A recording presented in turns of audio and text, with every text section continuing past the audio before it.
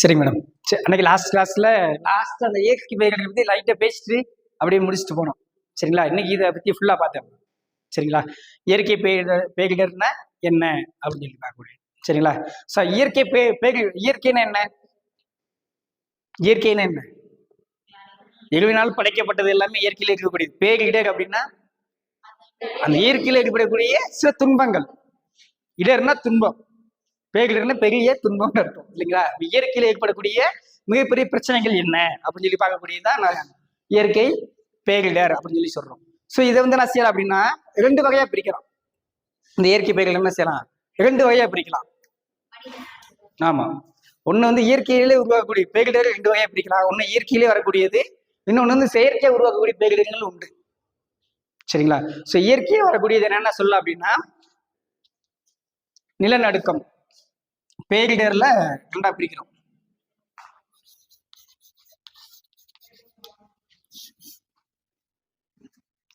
இது இயற்கை பேரிடர்.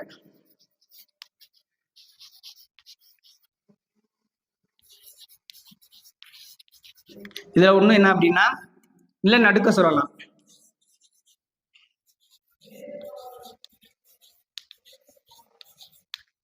இயற்கை பேரிடர்ல ஃபர்ஸ்ட் நிலநடுக்கம். நிலநடுக்கம் எப்படி ஏற்படும்? ஏற்கனவே போன கிளாஸ்ல பார்த்துருக்கோம்.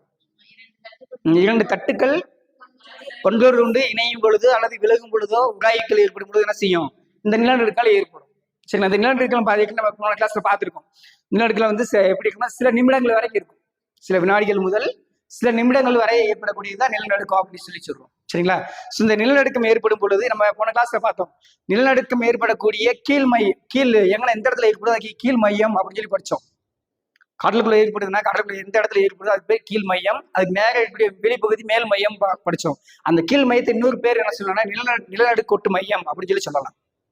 சரிங்களா? அதுக்கு இன்னொரு பேர் வந்து நிலநடுக்கோட்டு மையம். கீழ் மையத்துக்கு இன்னொரு பேர்.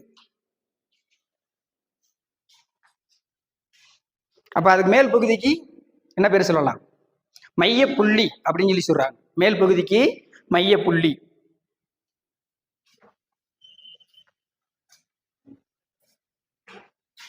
இந்த நிலநடுக்கோட்டை அளவிடும் கருவி, நிலநடுக்கோட்டை பதிவு செய்யும், அதாவது நிலநடுக்கம் ஏற்படுது இல்லையா, அதை பதிவு செய்யக்கூடிய கருவி என்ன கருவி அப்படின்னா சிஸ்மோகிராஃப். நிலநடுக்கம் பதிவு செய்யும் கருவி சிஸ்மோகிராஃப்.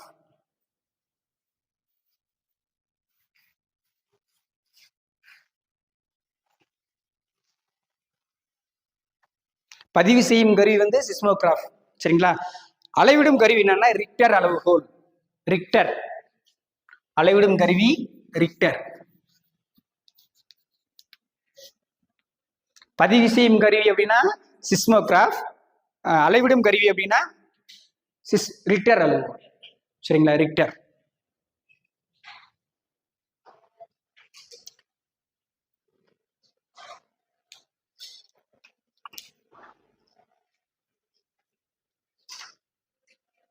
ஜப்பான்ல ஏன் வந்து அடிக்கடி நிலநடுக்கம் ஏற்படுதுன்னு தெரியுமா? அதுக்கு என்ன ரீசன் அப்படின்னா அந்த நிலநடுக்கோட்டு பகுதி மையப்பகுதி அங்கதான் அதிகமா இருக்குன்னு சொல்றாங்க. அதனால வந்து அடிக்கடி என்ன செய்யுது? ஜப்பான்ல நிலநடுக்கம் ஏற்படுது. அதே மாதிரி வந்து ஜப்பானோட அதிகமா எங்க ஏற்படும் அப்படின்னா இந்தோனேஷியால தான் ஏற்படும். போன கிளாஸ்ல சொல்லியிருக்கோம். நிலநடுக்கம் வந்து எங்க அதிகமா ஏற்படக்கூடியது அப்படின்னா இந்தோனேஷியால தான் ஏற்படும். சரிங்களா?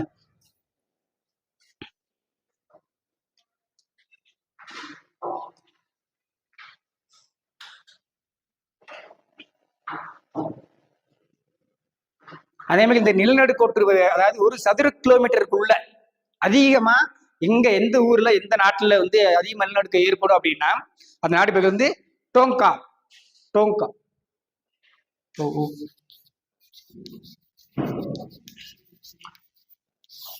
இது வந்து என்னன்னா 1 சதுர கிலோமீட்டருக்குள்ள அதிகமாக நிலநடுக்கம் ஏற்படக்கூடிய பகுதி எது அப்படின்னா டோங்கா.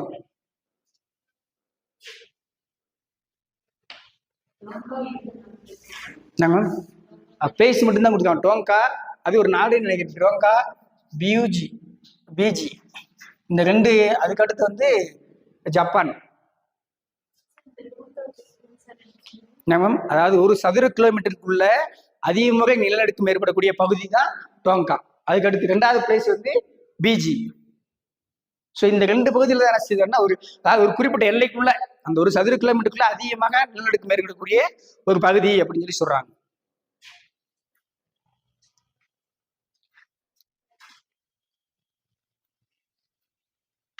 சரிங்களா? இயற்கை பேரிடர்ல ஒண்ணு நிலநடுக்கம் பார்த்துட்டோம். இப்ப நிலநடுக்கம் ஏற்கனவே பார்த்ததுதான், அதுல கொஞ்சம் மட்டும் பார்த்துட்டோம். இதுக்கு அடுத்து என்ன பார்க்கலாம் அப்படின்னா சுனாமி.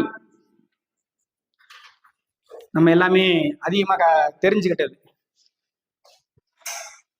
சுனாமினா என்ன மொழிச்சொல்? என்ன மொழிச்சொல் வந்துச்சு சுனாமி என்பது? என்ன மொழி? ஜப்பான். ஜப்பான் மொழியில் வந்த அப்படின்னா சுனாமின்னு சொல்லக்கூடியது. சூனா என்ன அர்த்தம்? துறைமுகம். போன கிளாஸ்லயே பார்த்து சூனா துறைமுகம். அலைகள் அப்படின்னா நாமினா அலைகள் அப்படின்னா துறைமுக அலைகள். சுனாமி என்பது துறைமுக அலைகள் அப்படின்னு சொல்லக்கூடியது.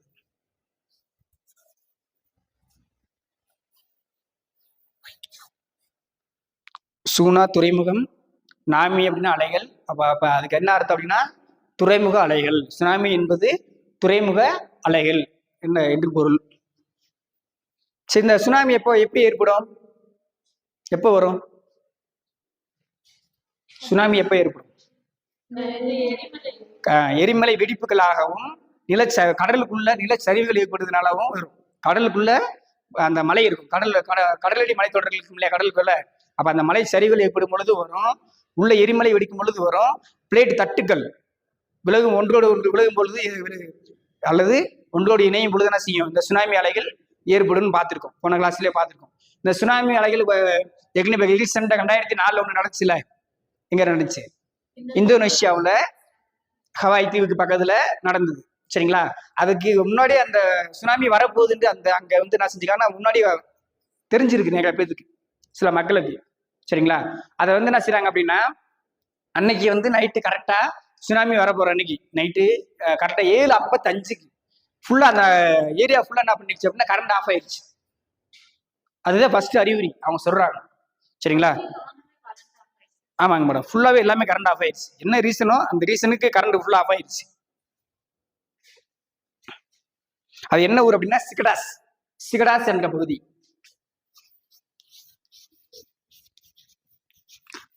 சிகடாஸ் என்ற பகுதி என்ன பண்ணிருக்கு அப்படின்னா கரெக்டா 7:56க்கு அந்த நகரம் ஃபுல்லா இருளுள்ள மூழ்கிடுச்சு. கரண்ட் எதுவுமே கிடையாது. ஸோ இதுதான் அந்த சுனாமி வர்றதுக்கான ஃபர்ஸ்ட் ஒரு அறிகுறின்னு சொல்றாங்க.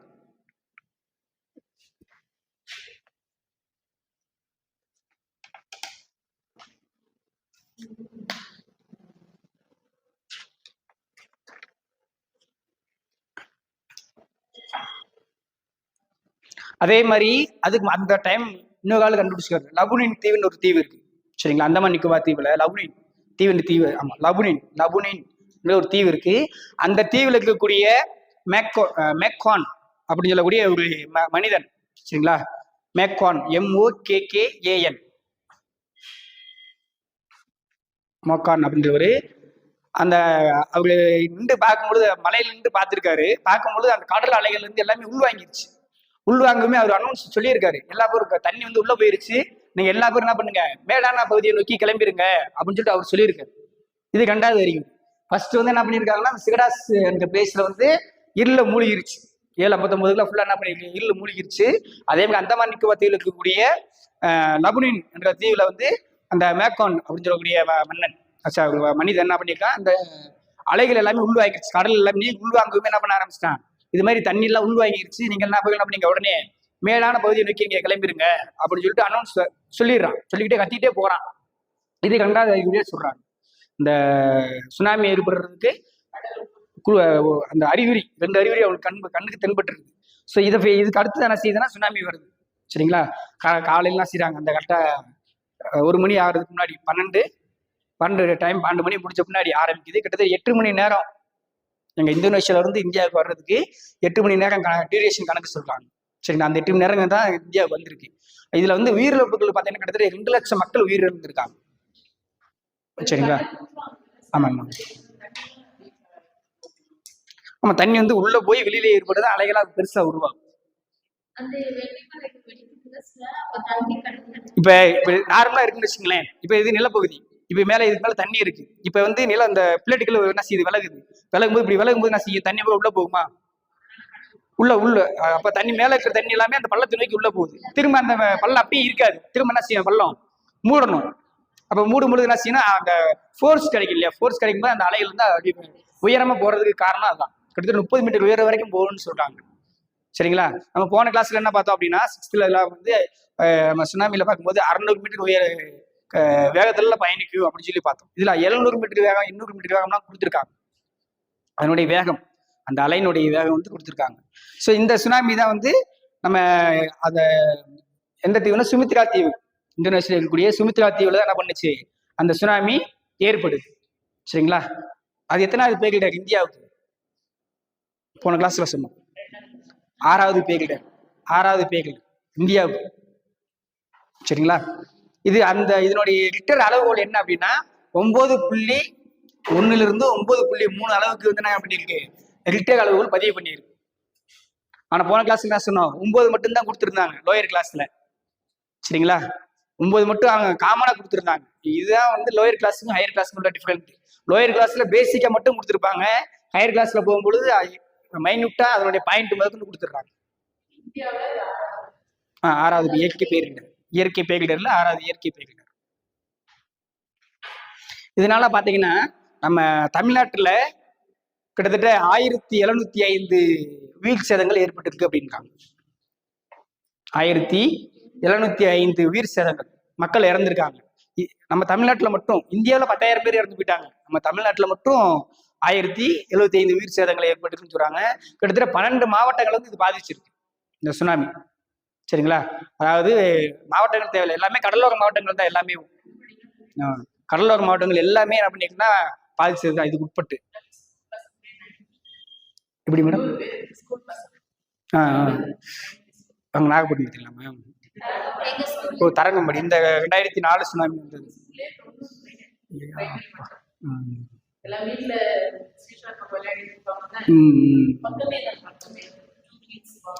காலையில 8 மணி போது எல்லாம் ஃப்ரீ ஆன வெளியில தானே வருவாங்க, வாக்கிங் போறது தானே வருவாங்க கடற்கரையோரம்.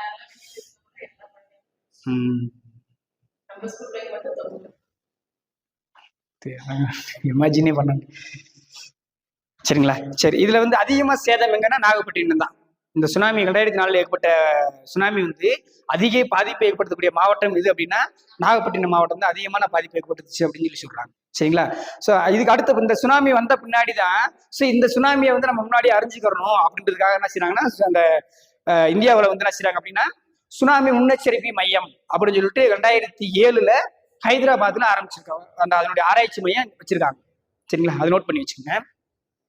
இந்திய அரசின் சுனாமி முன் அறிவிப்பு மையம், இந்திய அரசின் சுனாமி முன்னறிவிப்பு மையம் 2007 கொண்டு வந்தாங்க. ஹைதராபாத்ல இருக்கு.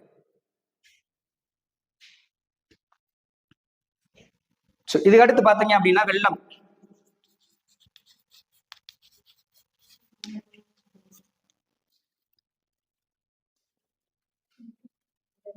வெள்ளம்னா என்ன?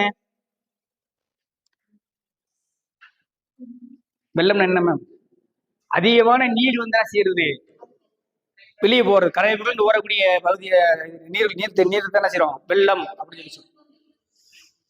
புயல் வந்து கடல்ல இருந்து உருவாகி வர்றது மேடம். சரிங்களா? சூறாவளி காற்றுகள் மூலம் உருவாகி வர்றது புயல். வெள்ளம் என்பது மழை பெய்ஞ்சு அதுல இருந்து தண்ணி வெளியே வர்றது வெள்ளம்.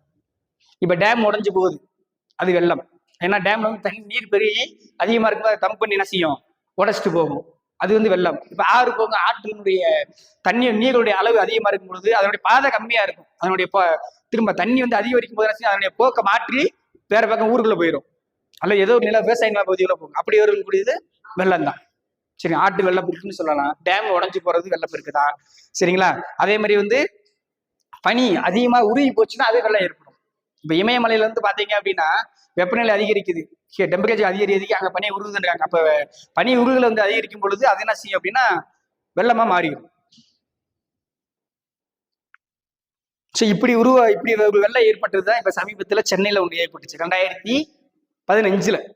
சரிங்களா? 2015 வெள்ளம் வந்து நம்ம சென்னையை பாதிச்சு. நவம்பர் டிசம்பர் மாதத்துல ஏற்பட்ட வெள்ளை கஜா புயல் என்பது புயல்ல வந்து வெள்ளம். நம்ம டேம், இங்க ஒரு டேம் திறந்து விட்டாங்க இல்லையா சென்னையில, டேம் நல்லிகளை திறந்து விட்டு அதிகமான பாதிப்பு ஏற்பட்டுச்சு பாத்தீங்களா. கடலோர மக்கள் எல்லாமே அரிச்சிட்டு போனதுல கிட்டத்தட்ட 400 பேர் அதுல இறந்து போனாங்க. அந்த சுனாமி, அந்த வெள்ளப்பெருக்குல 2015 அந்த வெள்ளத்துல 400 பேர் இறந்து போயிட்டாங்க. சரிங்களா. அது எதுக்கு அந்த இதை மட்டும் ஞாபகம் வச்சு, வெள்ளம் வந்து சமீபத்துல 2015 நவம்பர் டிசம்பர் மாதத்துல ஏற்பட்டுச்சு. சொல்லுங்க. அந்த ஏரி திறந்து விட்டுதான் வெள்ளமா வரும். தண்ணி தானே வெள்ளம். டேம் செம்பரம்பாக்கம் ஏரி, அந்த ஏரியில இருந்து தண்ணி அதனுடைய கொள்ளளவு அதிகரிச்சிச்சு. நீங்க அப்ப அந்த டைம் திறக்கல அப்படின்னா எல்லா பக்கமும் வெடிச்சுட்டு போயிடாது, கொள்ளளவு தாங்காது. பின்னாடி அந்த டேமுக்கு பேக் சைடு அந்த நிரம்பி வலிஞ்சு போற பக்கமும் தண்ணி அதிகமா போய் இருக்கு. அப்ப அங்கிட்டு போனா அங்கிட்டும் பாதிப்பு, டேமும் பாதிக்கும். டேம் உடஞ்சு போச்சுன்னா அதை கட்ட முடியாது. அப்ப அதுக்காக முன்னறிவிப்பு இல்லாம என்ன செஞ்சாங்க, திறந்து விடுறாங்க. அப்ப திறந்து விடும் பொழுதுதான் யாருக்கும் தெரியல. ஆனால் முன்னறிவிப்பு இல்லாம திறந்து விட்டதுனால அவ்வளவு பாதிப்பு. இன்னொன்னு என்னன்னா, எல்லா மக்களுமே வந்து அந்த செம்பரம்பாக்கம் ஏரி அந்த போற கரையில தான் அதிகமான மக்கள் வசிச்சாங்க. அவங்கள சொந்த வீடு எதுவுமே கிடையாது. அதாவது அவங்க சும்மா வேலைக்காக போய் தங்கியிருந்தவங்க தான். எல்லாம் அப்படி செட்டு சின்ன வீடு, சின்ன சின்ன வீடா கட்டி அங்க போட்டு இருந்தவங்க தான். ஸோ அப்படி இறந்தவங்க வந்து 400 பேர். சரிங்களா. இது சமீபத்துல இப்ப நம்மளுக்கு நடந்தது. ஸோ அப்ப இந்த வெள்ள தடுப்பை சரி செய்வதற்காக ஒரு நடவடிக்கை எடுத்திருக்காங்க. எப்ப அப்படின்னா 1954 இருந்திருக்கு. சரிங்களா. தேசிய வெள்ளப்பெருக்கு தடுப்பு நடவடிக்கை தொடங்கப்பட்ட ஆண்டு, தேசிய வெள்ளப்பெருக்கு தடுப்பு நடவடிக்கை தொடங்கப்பட்ட ஆண்டு 1954. நம்மளுக்கு அந்த வெள்ளப்பெருக்கோட இதுதான் முக்கியம், இந்த இயர் ஆண்டு தான் முக்கியம். வெள்ளப்பெருக்கு தடுப்பு ஆண்டு எந்த வருஷம் கொண்டு வந்தாங்க, 2015 எப்ப ஏற்பட்டுச்சு. அடுத்து புயல்.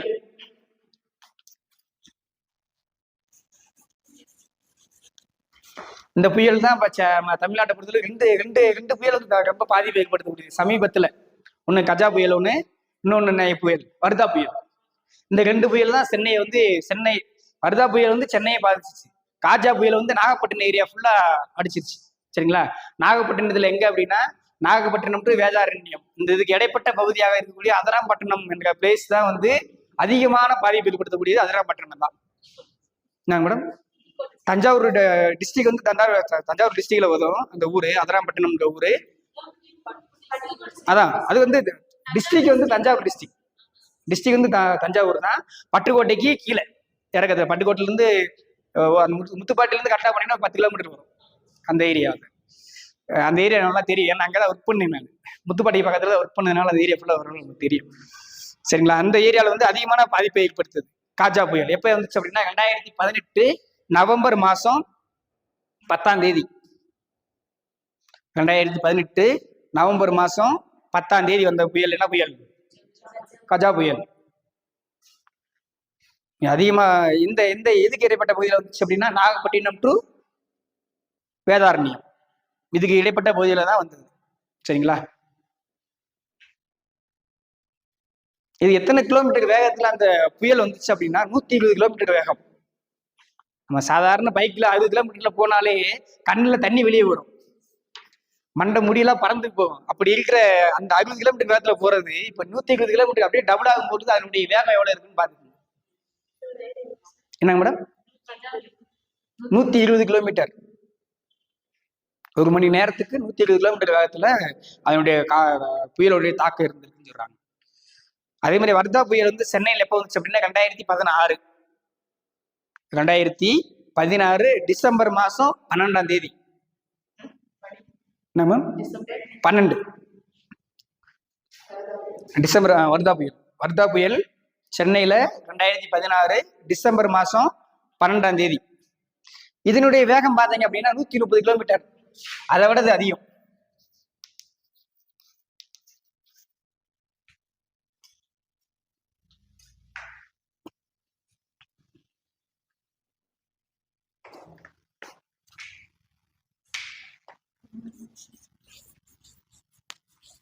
நெக்ஸ்ட் ஒன், மின்னல்.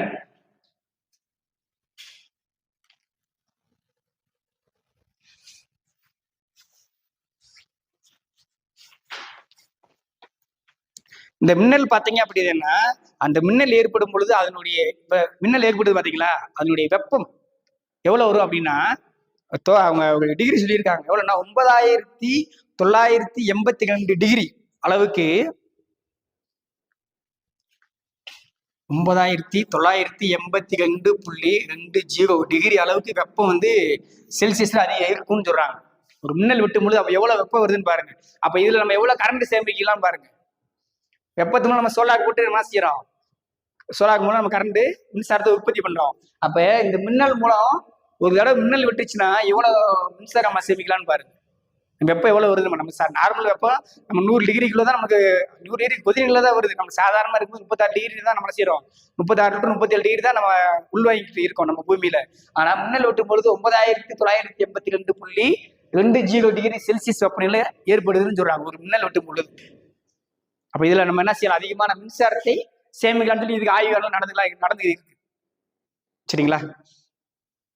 இது வந்து பாத்தீங்கன்னா இந்த மின்னல் வந்து குறைஞ்சபட்சம் ஒரு மின்னலுடைய அளவு பாத்தீங்கன்னா 3 to 4 கிலோமீட்டர் வேக இருக்குமா நீளம். 3 to 4 கிலோமீட்டர் நீளம். 3 கிலோமீட்டர்ல இருந்து 4 கிலோமீட்டர் வரைக்கும் அந்த மின்னலுடைய சராசரியா நீளம் இருக்கும் அப்படின்னு சொல்றாங்க. நம்ம மின்னல் வெட்டும் போது அந்த சவுண்டு கேட்குது பாத்தீங்களா?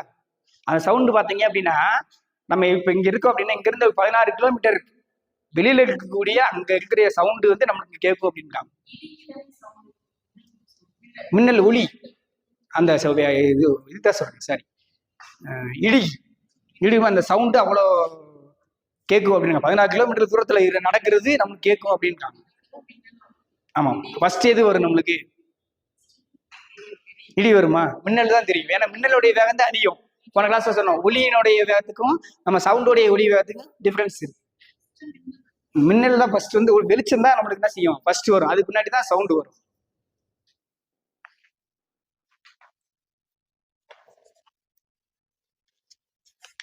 இந்த இது இருக்கு பாத்தீங்களா? சவுண்ட் வருது இல்ல மின்னல் வெட்டும் பொழுது. அந்த சவுண்ட் எப்போ வரும்னு தெரியுமா? அந்த சவுண்ட் எப்படி வரும் அப்படின்னா அந்த ஒரு குழாய் இருக்கும். குழாய் அதுக்குள்ள ஒத்த அதிர்வு குழாய்ன்னு சொல்லுவாங்க. அந்த குழாய்க்குள்ள வந்து காற்றுடைய 2 பக்கம் காத்து குழாய் நீளமாக குழாய் இருக்குன்னு வச்சுங்களேன். அந்த குழாயில வந்து ஒத்த அதிர்வு குழாய் பேரு. அதுக்குள்ள காத்து வந்து 2 பக்கம் பயணிக்கும். உள்ள போகும்போது என்ன செய்யும் அப்படின்னா அந்த காத்து குழாய்க்குள்ள போகும் பொழுது அந்த அழுத்தம் ஏற்படும் பொழுது சுருங்கி விரியும். அந்த காத்து சுருங்கி விரியும் பொழுதுதான் அந்த சவுண்டு வெளிப்படுங்கிறாங்க. சரிங்களா? ஒத்த அதிர்வு குழாய் மூலம் வந்து அந்த அந்த விரைவாக காத்து கடந்து செல்லும் பொழுது அதனுடைய தன்மை என்ன செய்யுது? சுருங்கி விரியும் பொழுது நம்மளுக்கு அந்த சவுண்டு கேட்குது அப்படின்றாங்க. சரிங்களா? ஒத்த அதிர்வு குழாய். ஒத்த அதிர்வு குழாயில் என்ன செய்யுதுன்னா அந்த காத்து பயணிக்குது. அதனோட பயணிக்கும் போது என்ன செய்யுதுன்னா அதனுடைய காத்தினுடைய வேகம் பயணிக்கும் பொழுது அந்த உள்ள என்ன சுருங்கி விரியுது. அந்த அழுத்தத்தின் காரணமாக சுருங்கி விரியும் போது அதனுடைய சத்தம் இடியோடைய சத்தம் நம்மளுக்கு வெளிப்படும். கேட்கலாம்.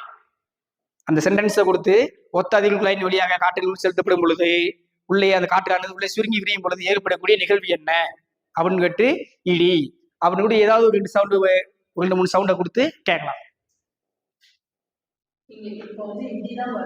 என்ன மேடம்? இடி. ஆமா, இடிதான் வரும். அந்த மின்னல் கூட சேர்ந்து வரக்கூடியதுனால இடி சேர்த்து அப்படின்னு சொல்லிக்கிறேன். சரிங்களா? கலவரம்னா தெரியுமில்ல? கலவரம்னா என்ன? கலவரம்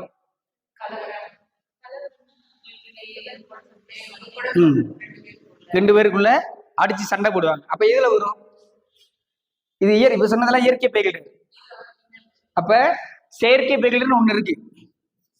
மனிதனால் உருவாக்கக்கூடிய பேரிடர்கள். அது வந்து என்ன செய்யலாம்? கலவரம் சொல்லலாம். அப்ப சண்டை போடுறாங்கல்ல, இப்ப ஒவ்வொரு நாட்டுக்கு இன்னொரு நாட்டுக்கு இடையில என்ன செய்வாங்க? ஒரு மனிதாபிமானம் இல்லாம சண்டை போடுறது, இது வந்து கலவரம் அப்படின்னு சொல்லுவாங்க. சரிங்களா? இது 2015 வந்து என்ன பண்ணிருக்காங்கன்னா பியூஜி என்ற ஒரு அமைப்பு, ஒரு ஆராய்ச்சி நிறுவனம். சரிங்களா? 2015 ஏப்ரல் மாசம் 11ஆம் தேதி பியூஜி என்ற ஒரு ஆராய்ச்சி அமைப்பு ஒரு அறிக்கை வெளியிட்டிருக்காங்க. சரிங்களா? அவங்க என்ன சொல்றாங்க அப்படின்னா இந்த கலவரம் வந்து அதாவது சகிப்புத்தன்மை இல்லாத நாடுகள்ல பட்டியல்ல மனுஷனே வரைக்கும் கண்டுக்கிறதே கிடையாது. இதனால சிக்கனாட்டி போடு தள்ளுன்ற மாதிரி இருக்கக்கூடிய நாடுகள் எந்த நாடு அப்படின்னா ஒண்ணு வந்து சிரியா சிரியா நாடு. இந்த நாட்டுல வந்து சகிப்புத்தன்மையே இல்லைன்னு சொல்றாங்க. 2015 அறிக்கையின்படி 2015 ஏப்ரல் 11ஆம் தேதி பியூஜி என்ற ஒரு ஆராய்ச்சி நிறுவனம் என்ன செய்யுது? ஒரு அறிக்கை வெளியிடுறாங்க. அந்த அறிக்கை வெளியிடும் போது மனிதத்தன்மை அதாவது இரக்கத்தன்மை இல்லாத ஒரு நாடு எது அப்படின்னா பியூஜின்னு சொல்றாங்க. இங்க வந்து அடிக்கடி கலவரம் வருது அப்படின்னு சொல்லி சொல்றாங்க. சரிங்களா. இதுக்கு அடுத்தபடியே ஒரு நாடு இருக்கு, நைஜீரியா. அது பக்கத்தில் இருக்கக்கூடிய நைஜீரியா.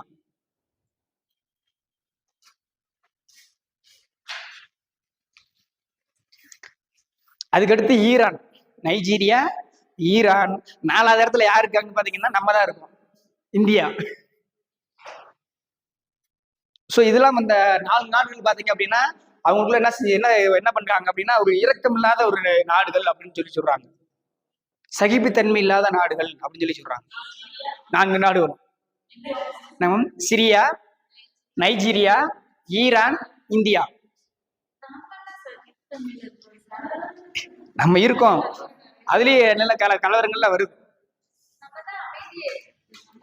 இப்ப தீவிரவாதிகள் எல்லாம் இருக்காங்களா மேம், உள்நாட்டு தீவிரவாதிகள் இருக்காங்க, அவங்களுக்கு சகிப்புத்தன்மை கிடையாது. ஸோ இந்த பட்டியலில் இந்தியாவை சேர்த்து சொல்லியிருக்காங்க.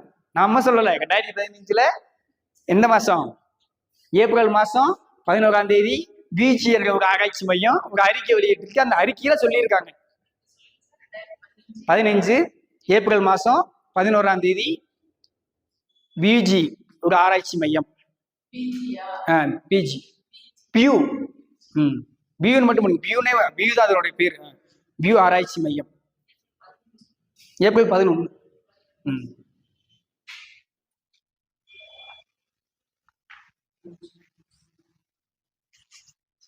இது போக என்ன செயற்கை பேரிடர் வரும்? இப்ப செயற்கை பேர்ல கலவரம் ஒண்ணு, வேற என்ன செயற்கை பேரிடர்? வெடிகுண்டு போடுறது, குண்டு வெடிப்பு. சரிங்களா, வெடிபொருள் வர்றதுனால குண்டு வெடிப்பு இருக்கு. இன்னொன்னு என்ன செய்யணும், பில்டிங் கட்டணமா இடிச்சு விடுவாங்க. இப்ப மேலான பகுதியில் பில்டிங் இடிச்சு விட்டாங்கன்னா என்ன செய்யாது, பல வீடுகளை வந்து சரிச்சு கொண்டு போய் ஒரு பேரிடர்லாம் உருவாக்கக்கூடிய தன்மையெல்லாம் உருவாக்கும் அப்படின்னு சொல்றாங்க. பேரிடர் கட்டடங்களை இடிச்சு விடுறாங்க இல்லையா, அந்த மாதிரி. அதே மாதிரி தொழிற்சாலையில சில விபத்துகள்லாம் ஏற்படும். கழிவுகளை கொட்டி வர்றதுனால அதனுடைய பாதிப்புகள் என்ன செய்யும், அதிகமான பாதிப்புகளை ஏற்படுத்துன்னு சொல்றாங்க. அதே மாதிரி போக்குவரத்து விபத்துக்கள், வண்டியில போகுது, ஆக்சிடென்ட் ஆகுது. ஸோ இதெல்லாம் என்ன செய்யுதுன்னா அந்த பேரிடர்ல சொல்லக்கூடியது. நான் சமீபத்துல கூட இப்போ 20 பேர் இறந்தாங்க இல்லையா. இப்போ இது ஒரு குஜராத் வட மாநிலங்கள்ல இப்ப சமீபத்துல ஒரு 20 பேருக்கு மேல இறந்து போனாங்க, அந்த மாதிரி. சரிங்களா. ஸோ இதெல்லாம் வந்து என்னன்னா இந்த பேரிடர்ல வரக்கூடியது. அதே மாதிரி கூட்ட நெரிசல், ஏதாவது திருவிழா காலம் கூட்டு போவாங்க, கூட்டத்துல போய் மாட்டிக்கிடுவாங்க. ஸோ அந்த மாதிரி வரக்கூடிய கூட்ட நெரிசல் வரக்கூடியதுதான் ஒரு பேரிடர். தீ விபத்து ஏற்படக்கூடியது. சரிங்களா, இதெல்லாம் வந்து அந்த இயற்கை பேரிடர்கள்ல முக்கியமானதுன்னு சொல்றாங்க. சரிங்களா. இந்த பேரிடர்களுடைய இந்திய தேசிய அளவுல பேரிடர்களுடைய தலைவர் யார் அப்படின்னா பிரதமர். பேரிடர் மேலாண்மையின் தலைவர், தேசிய பேரிடர் மேலாண்மையின் தலைவர், அதாவது இந்தியாவுடைய பேரிடர் மேலாண்மையுடைய தலைவர் யார் அப்படின்னா பிரதமர். அப்ப ஸ்டேட்டுக்கு யார் இருப்பா, அங்க வந்து பிரதமராக இருந்தா இங்க முதலமைச்சர், எப்பயுமே அப்படிதான் வரும். அங்க வந்து குடியரசுத் தலைவராக இருந்தா இங்க ஆளுநர் இருப்பாங்க. நீங்க சிவிக்ஸ் படிக்கும் போது பாத்தீங்கன்னா அது அப்படியே வரும். எல்லா பொறுப்பு வகைகள் எல்லாமே பார்க்கும் பொழுது அப்படியே தான் வரும். அதுக்கு ஆட்சியர்கள் வருவாங்க, அந்த மாதிரி வரும். சரிங்களா. ஆளுநருக்கு அடுத்து யாருன்னா ஆட்சியர், ஒவ்வொரு மாவட்டத்தில் இருக்கக்கூடிய ஆட்சியர் வருவாங்க. சரிங்களா. அப்ப தேசிய பேரிடர் தலைவர் பிரதமர், மாநில பேரிடர் தலைவர் யாரு அப்படின்னா முதல்வர். சரிங்களா. அப்ப மாவட்டத்துக்கு யார் இருப்பா, கலெக்டர். மாவட்டத்துக்கு வந்து கலெக்டர். அவர் இல்லாத பட்சத்தில் யார் இருப்பாருன்னா நீதிபதி இருப்பார், மாவட்ட நீதிபதி.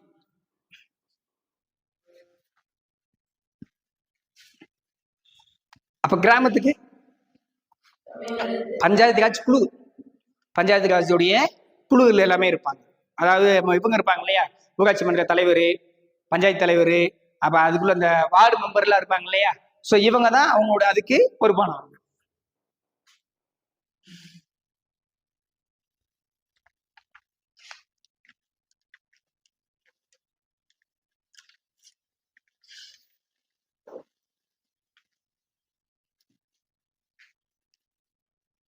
சரி, இது பேரிடர் என்ன புரியுதுங்களா?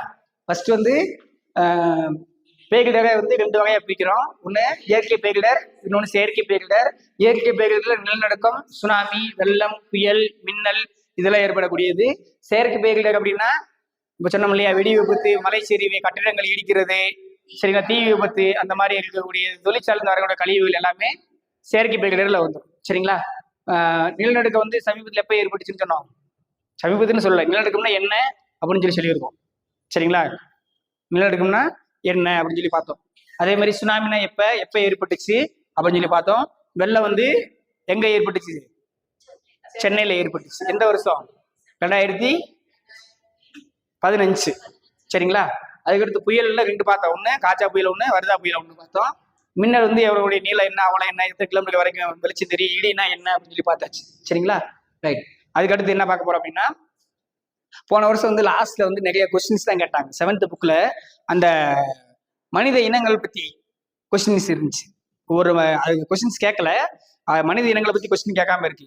இப்ப அதுல அதே டாபிக்ல என்ன கொஸ்டின் கேட்டிருந்தாங்க அப்படின்னா, நகர மக்கள் எங்கெங்கெல்லாம் வசிக்கிறாங்க, என்னென்ன வடிவம் முடியுது அப்படின்னு சொல்லி கொஸ்டின்ஸ் கேட்டிருந்தாங்க. சரிங்களா? நகரம்னா எவ்வளவு மக்கள் இருப்பாங்க, கிராம பெருநகரம்னா என்ன, மிகப்பெரிய நகரம்னா என்ன அப்படின்னு சொல்லிட்டு நெக்ஸ்ட் டாபிக், அடுத்த டாபிக். சரிங்களா? ஃபர்ஸ்ட் பாத்தீங்க அப்படின்னா மனித இனம்.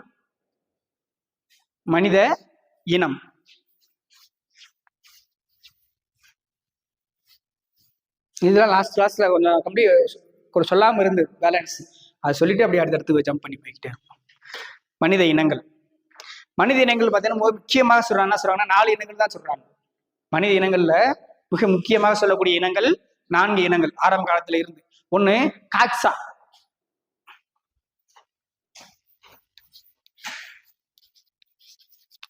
இனம். மனித இனங்கள்ல மிக முக்கியமா இருக்கிறது காக்சா, நீக்ரோ,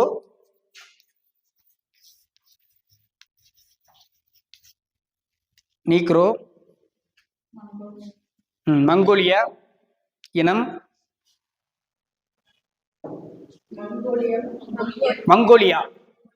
மங்கோலிய நாடு இருக்குல்லையே, அது சொல்லக்கூடிய மங்கோலிய இனம். ஆஸ்ட்ராய்டு,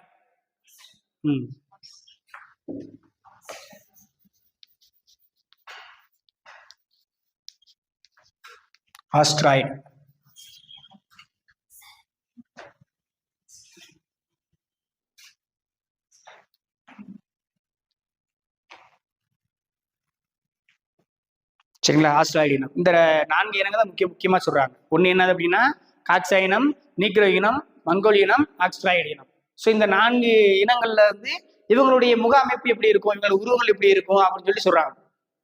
அவங்க எந்த மாதிரி முகங்கள் இருக்கும், அவங்க என்னென்ன முகபாவனை, முடியெல்லாம் எப்படி இருக்கும், நிறங்கள் எப்படி இருக்கும் அப்படின்னு சொல்லி கேட்குறாங்க. சரிங்களா? ஸோ இதுல வந்து இது வரைக்கும் கேட்கறதுக்கான வாய்ப்புகள் அதிகம். நம்மளுக்கு கேட்காத பாயிண்ட் தான் அவங்க கேட்குறாங்க. சரிங்களா? ஸோ அப்படி பார்க்கும்போது ஃபர்ஸ்ட் என்ன இனம்? காக்சா இனம். சரிங்களா? இவங்க வந்து வெள்ளையர்கள்னு சொல்லக்கூடியவங்க, வெள்ளைக்காரங்க சொல்றோம் இல்லையா, வெள்ளை இன மக்கள். சரிங்களா? வெள்ளையர்கள் என்று அழைக்கக்கூடிய மக்கள் யாருன்னா இந்த காக்சா இன மக்கள் தான்.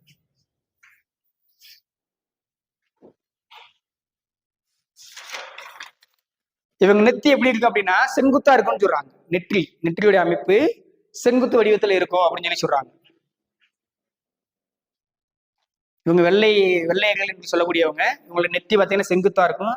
அப்ப வெள்ளையா இருக்கவங்க அவங்க தோல் எப்படிதான் இருக்கும்? வெள்ளையாதான் இருக்கும். அவங்க கண்ணு பாத்தீங்கன்னா அடர் பழுப்பு நிறத்துல இருக்குமா, அடர் பழுப்பு நிறம். அவங்க முடி பாத்தீங்கன்னா அலை போன்று இருக்குமா, முடி அலை மாதிரி இருக்கக்கூடிய முடி. மூக்கு வந்து சின்னதா இருக்கணும், குறுகலான மூக்கு. இது எதுக்காக சொல்ல வரீங்கன்னா, இதுக்கு ஒவ்வொன்றுக்கும் ஒவ்வொரு இன மக்களுக்கும் ஒண்ணு வேறுபடும். அவன் அதை மென்ஷன் பண்ணி கொஸ்டின் கேட்டுருவியா, அதுக்காக நான் சொல்ல வர்றேன். குறுகலான மூக்கு. ஏன்னா இவங்க நீக்கிறக்காரங்களுக்கு எல்லாம் பாத்தீங்க அப்படின்னா மூக்கு பெருசா இருக்கும், அகலமான மூக்கு இருக்கும். இவங்க காக்சா இன மக்களுக்கு மூக்கு சின்னதா இருக்கும், இவங்களுக்கு மூக்கு பெருசா இருக்கும். இவங்க மண்டை செங்குத்தா இருக்கும், நெற்றி எல்லாமே. இவங்க மண்டை பாத்தீங்கன்னா பெருசா இருக்கும். அப்ப அந்த இனம் வேறுபாடு நம்மளுக்கு தெரிஞ்சாதான் அந்த கொஸ்டின் வந்த மக்கள் யாருன்னு நம்ம கண்டுபிடிக்க முடியும். சரிங்களா? அப்ப ஃபர்ஸ்ட் காக்சா இன மக்கள் எப்படி இருப்பாங்க? அவங்களுடைய நெற்றி பாத்தீங்கன்னா செங்குத்தா இருக்கும். அதே மாதிரி அவங்க முடி எப்படி இருக்கும்? அலைவோன்று முடி இருக்கக்கூடியது. மூக்கு வந்து குறுகலான மூக்கு இருக்கும். கண் எப்படி இருக்கும்? அடர் பழுப்பு நிறத்துல இருக்கும். இதுதான் வந்து யாருடைய மக்கள் அப்படின்னா காக்சா மக்கள் அப்படின்னு சொல்லக்கூடியவங்க. இவங்க எப்படி சொல்லலாம்? வெள்ளையர்கள்னு சொல்லக்கூடியது, வெள்ளையர்கள்னு சொல்லக்கூடிய மக்கள் காக்சா இன மக்கள். சரிங்களா? அதுக்கடுத்து பாத்தீங்க அப்படின்னா நீக்ரோ. இவங்க அப்படி ஆப்போசிட். யார்? கருப்பின மக்கள் அப்படின்னு சொல்லக்கூடியது. கருப்பின மக்கள். கருப்பா இருக்கவங்க கருப்பு தோல் தான் இருக்கும் உடம்புல, இல்லைங்களா? ஸோ அப்ப அது நம்மளுக்கு முக்கியம் இல்லை. அப்ப அவங்க இங்க கண்ணு கருப்பா இருக்கிற கண்ணு தானே செய்யும், ஃபுல்லா புரு எல்லாமே கருப்பா தான் இருக்கும். கருப்பின தோல் கருப்பா தான் இருக்கும், கண்ணு என்ன செய்யும், கரு நிறத்தா இருக்கும். இவங்களுக்கு என்ன டிஃபரெண்ட் அப்படின்னா, அவங்க மூக்கு மட்டும் முக்கிய அகலமான மூக்கா இருக்கும். மூக்குடைய தன்மை அகலமா இருக்கும்னு சொல்றாங்க. இவங்களுக்கு வந்து சின்னதா இருக்கும், இவங்களுக்கு அகலமா இருக்கும். இவங்க தலை வந்து நீக்குறவங்களுக்கு பெரிய தலை இருக்கும், நீளமான தலை, தடித்த உதடு, பெரிய உதடு.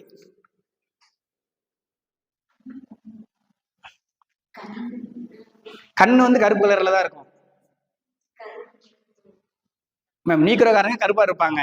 கருப்பா இருக்கும்போது அவங்க கண்ணு உடம்பு எல்லாமே கருப்பா தான் இருக்கும்.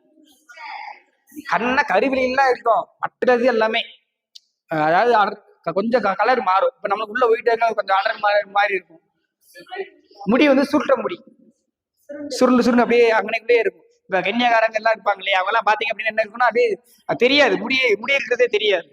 அந்த மாதிரி நைஸா சின்ன சின்னதா சுருண்டு சுருண்டு சுருண்டு சுருண்டு இருக்கும். அப்ப இந்த நீக்குறவர்களுக்கு இவங்களுக்கு என்ன டிஃபரெண்ட் மட்டும் பாத்துக்கங்க. இவங்களுக்கு முடி எப்படி காக்ஸா மக்களுக்கு முடி எப்படி இருக்குன்னா அலை மாதிரி இருக்கும், நீக்குறவர்களுக்கு சுருண்டு சுருண்டு இருக்கும். இவங்களுக்கு மூக்கு வந்து குறுகலா இருக்கும், இவங்க மூக்கு பெருசா இருக்கும். சரிங்களா? இதுதான் டிஃபரெண்ட். வெள்ளையர்கள், இவங்க கருப்பர்கள். புரியுதா மேம்? முடி முடி முடி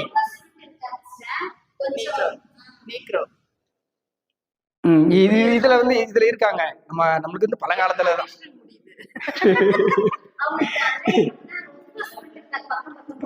அப்படியே எப்படின்னா வளைஞ்சு வளைஞ்சு இருக்கும்.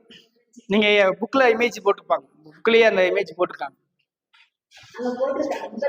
புக்லயே இமேஜ் போட்டிருப்பாங்க. அது நீங்க பாத்தீங்கன்னா இந்த நீக்குற மக்கள் இதுக்காக கேமரா கூட அவங்க எப்படி இருப்பாங்க அப்படின்னா, நம்ம எக்ஸாம்பிள் வந்து மங்கி மாதிரி ஒரு தோட்டத்தை வச்சுக்கோங்க. இப்ப இந்த இது இருக்குல்ல, என்னங்க மேடம்? இல்ல அந்த நம்ம இதுக்காக தெரிஞ்சுக்கிறதுக்காக சொல்றேன் நான். அந்த மாதிரி ஒரு தோற்றம் இருக்கும் அவங்களுக்கு. அவங்க இப்படி உதடு வந்து பெருசா இருக்கும். யாருக்கு? நீக்கிறவங்களுக்கு வந்து உதடு வந்து தடித்த உதடா பெருசா இருக்கும். சரிங்களா? அதுக்கடுத்து பாத்தீங்க அப்படின்னா மூணாவது மங்கோலியர்கள். இவங்க முக்கியமானவங்க. ஏன்? ஆசிய கண்டத்துல இருக்கக்கூடியவங்க. ஆனா இவங்களுடைய பூர்வீகம் எல்லாமே எங்கன்னா அமெரிக்கால இருந்தவங்க. இவங்களுடைய மங்கோலியர்களுடைய பூர்வீகம் பாத்தீங்க அப்படின்னா அமெரிக்கா எஸ்கிமோக்கள் இருக்கக்கூடிய மக்கள் அவங்க மங்கோலியர்கள் எல்லாமே. அவங்க பூர்வீகம் அதுதான். ஆனா இப்ப இருக்கிறது எல்லாமே ஆசிய கண்டத்திலையும் ஆப்பிரிக்கா கண்டத்துல தான் அவங்க சமீப காலமா இருக்காங்க. சரிங்களா? ஆமா. இவங்களுடைய தோல் பாத்தீங்கன்னா வெளியே மஞ்சள் தோல் பாத்தீங்க அப்படின்னா வெளியே மஞ்சள் நிறத்தில் இருக்கக்கூடியது. இவங்களுக்கு வந்து முடி வந்து ரொம்ப நீளமா இருக்கும். மங்கோலிய மக்களுக்கு முடி வந்து நீளமான முடிகளை உடையது.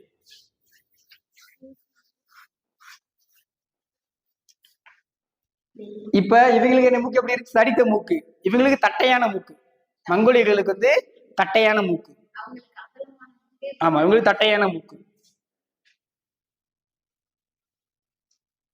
இவங்களுடைய கண்ணம் பாத்தீங்க அப்படின்னா வி ஷேப்ல இருக்குமா, வி ஷேப்ல மேல அதிகமாகவும் கீழே வர வர சின்னதா வரக்கூடிய அந்த வி ஷேப்ல தான் அவங்களுடைய கண்ணம் இருக்கும் அப்படின்னு சொல்லி சொல்றாங்க.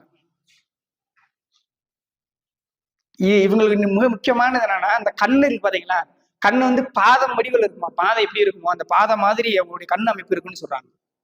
மங்கோலியர்களுக்கு கண் அமைப்பு எப்படி இருக்குன்னா பாதம் வடிவில்.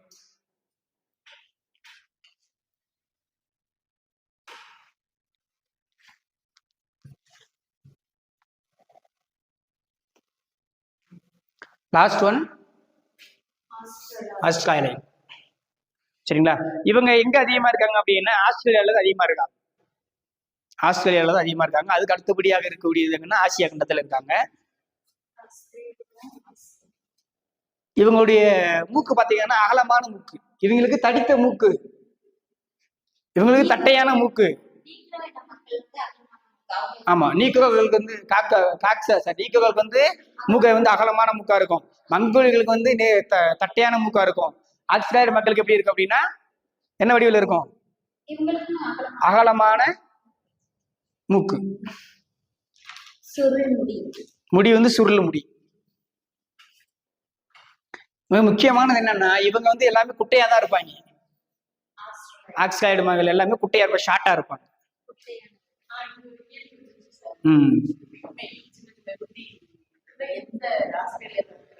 மக்கள், இன மக்கள், ஆஸ்திரேலியா வாழக்கூடிய உயரம் குறைவான மக்கள் யாரு அப்படின்னா ஆக்சைடு மகள்.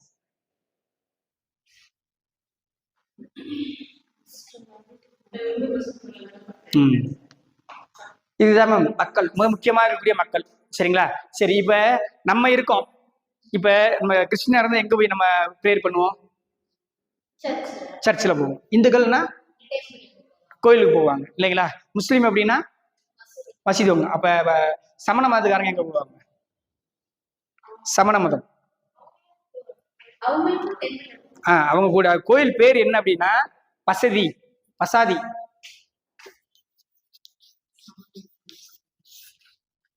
சமணம்.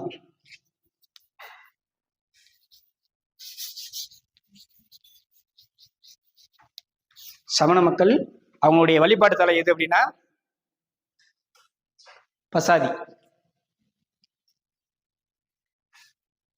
சரிங்களா?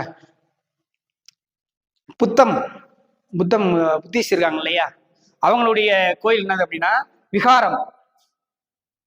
புத்த மக்கள் விகாரம்.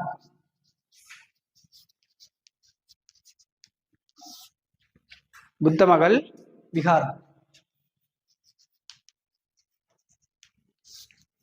புத்த மகள் ஜூடாஸ் வந்து சினக்கத் அப்படின்னு சொல்லக்கூடிய சினக்காத்.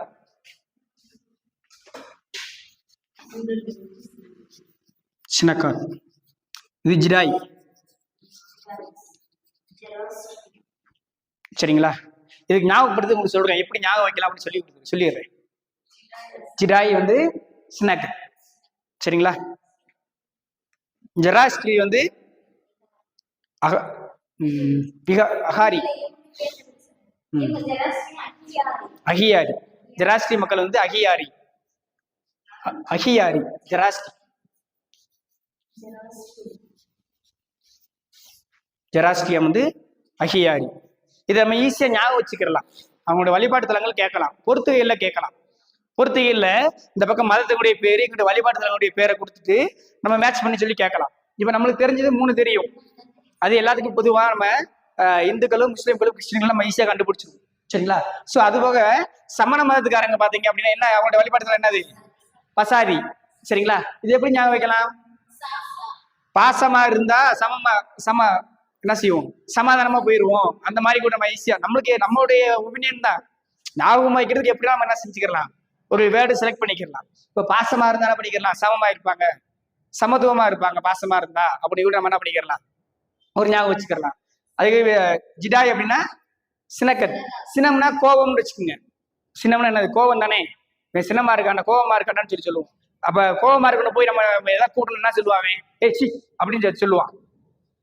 கோபமா இருக்கணும் போய் வாடா அப்படின்னு அவன் தொடர்ந்து சி போ அப்படின்னுவான். அதே மாதிரி அப்ப சி அப்படின்னு ஞாபகம் வச்சுக்கிட்டீங்கன்னா ஜிடாய் அப்படின்னா அவங்க வந்து சினக்கத்தோட இதை வச்சு நம்ம ஒரு கெஸ்ஸிங் தான், நம்ம ஞாபகம் வைக்கிறதுக்காக ஒரு கெஸ்ஸிங், அவ்வளவுதான். நம்ம எந்த வேர்டுனாலும் எப்படியாலும் பயன்படுத்திக்கலாம். சரிங்களா? அடுத்து என்ன மதம் பார்த்தோம் அப்படின்னா புத்த மதம். புத்த மதத்துக்கு வந்து விகாரம். புத்த மதம் புக்கு ஞாபகம் வச்சுங்க. புக் எடுத்தாலும் நம்மளுக்கு என்ன இல்லைங்க தான், படிக்கவே மாட்டோம், டென்ஷன் ஆகும். அந்த மாதிரி ஏதாவது ஒரு சிம்பத்தி நம்மளா ஒன்று உருவாக்கிறது. புத்தகத்தை பார்த்தா நம்ம எப்படி இருப்போம், சண்டைக்காரன் மாதிரி பார்ப்போம். விகாரம்னா கோபமா இருக்கிறது. அந்த மாதிரி புத்தகம் பார்த்தா நம்ம அந்த மாதிரி இருப்போம்ல, அது மாதிரி ஏதோ ஒரு திங்கிங் ஞாபகம் வச்சுக்கிட்டீங்கன்னா அந்த மாதிரி வச்சுக்கலாம். சரிங்களா? அதுக்கடுத்து ஜெராஸ்ட்ரிக்கு வந்து அகியாரி. அகியாரி அதுல 2மே ரீல முடியும், 2மே ரீல தான் முடியும். சரிங்களா? ஜெராஸ்ட்ரி அப்படின்றதும் அகியாரின்றதும் ஒரு ரீல முடியுதுனால அதை 2, 3 தான் ஞாபகம் வச்சுக்கிட்டீங்கன்னா என்ன பண்ணிக்கலாம். மதம் 3 நம்மளுக்கு தெரியும், அவன் கேட்கறதுதான் செய்வான். யாருக்கு தெரியாது நம்ம இது மாதிரி புத்த மதம், ஜமன மதம் இது மாதிரி இதுதான் அவன் கேட்பான். அப்ப கேட்கும் பொழுது நம்ம என்ன பண்ணிக்கலாம், ஓரளவு ஞாபகம் வச்சுக்கலாம்.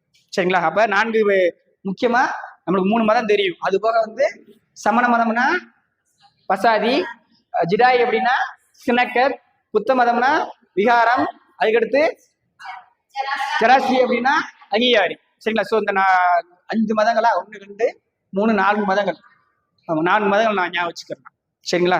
ஸோ இந்த மதங்கள் என்னன்னா நம்ம இந்தியாவில் இருக்கக்கூடியது. இந்த மதங்கள் எல்லாமே நம்ம இந்தியாவில் இருக்கக்கூடிய மதங்கள். சரிங்களா? சரி. நம்ம நம்ம இந்திய அரசால அங்கீகரிக்கப்பட்ட மொழிகள் எத்தனை தெரியுமா? மொழிகள் 22 மொழிகள். Very good. நம்ம இந்திய அரசால் அங்கீகரிக்கப்பட்ட மொழிகள் 22. சரிங்களா?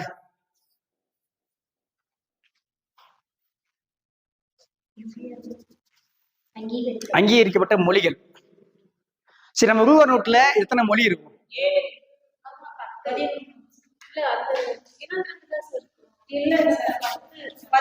சரி, அதுல பாத்தீங்க அப்படின்னா ரூபா நோட்ல ஒரு பாக்ஸுக்குள்ள மொழிகள் போட்டிருப்பாங்க 1. சரிங்களா? அதுக்கு அடுத்து ரூபா நோட்ல ஃப்ரண்ட் சைடு ஒரு மொழி இருக்கும், பேக் சைடுல ஒரு மொழி இருக்கும். இதை நீங்க கண்டுபிடிச்சிக்கங்க. பிரேக்ல வந்து சொல்லுங்க. ஒரு வகை ஹிந்தி, இன்னொரு வகை வந்து இங்கிலீஷ்ல இருக்கும். அது போக ஒரு பாக்ஸ்குள்ள எத்தனை மொழி இருக்குன்னு நீங்க கண்டுபிடிச்சிக்கங்க. என்னங்க மேடம்? பாக்ஸ்குள்ள எல்லா மொழியும் வரிசையா போட்டிருப்பாங்க. 10லாம் கிடையாது. சரி, நான் தெரியல.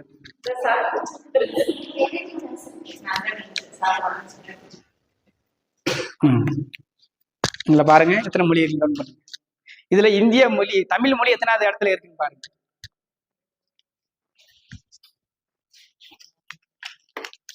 மொத்த மொழிகளுடைய எண்ணிக்கை நம்ம தெரிஞ்சுக்கிறதுக்காக சொல்றேன். மேடம் தெரியலையா?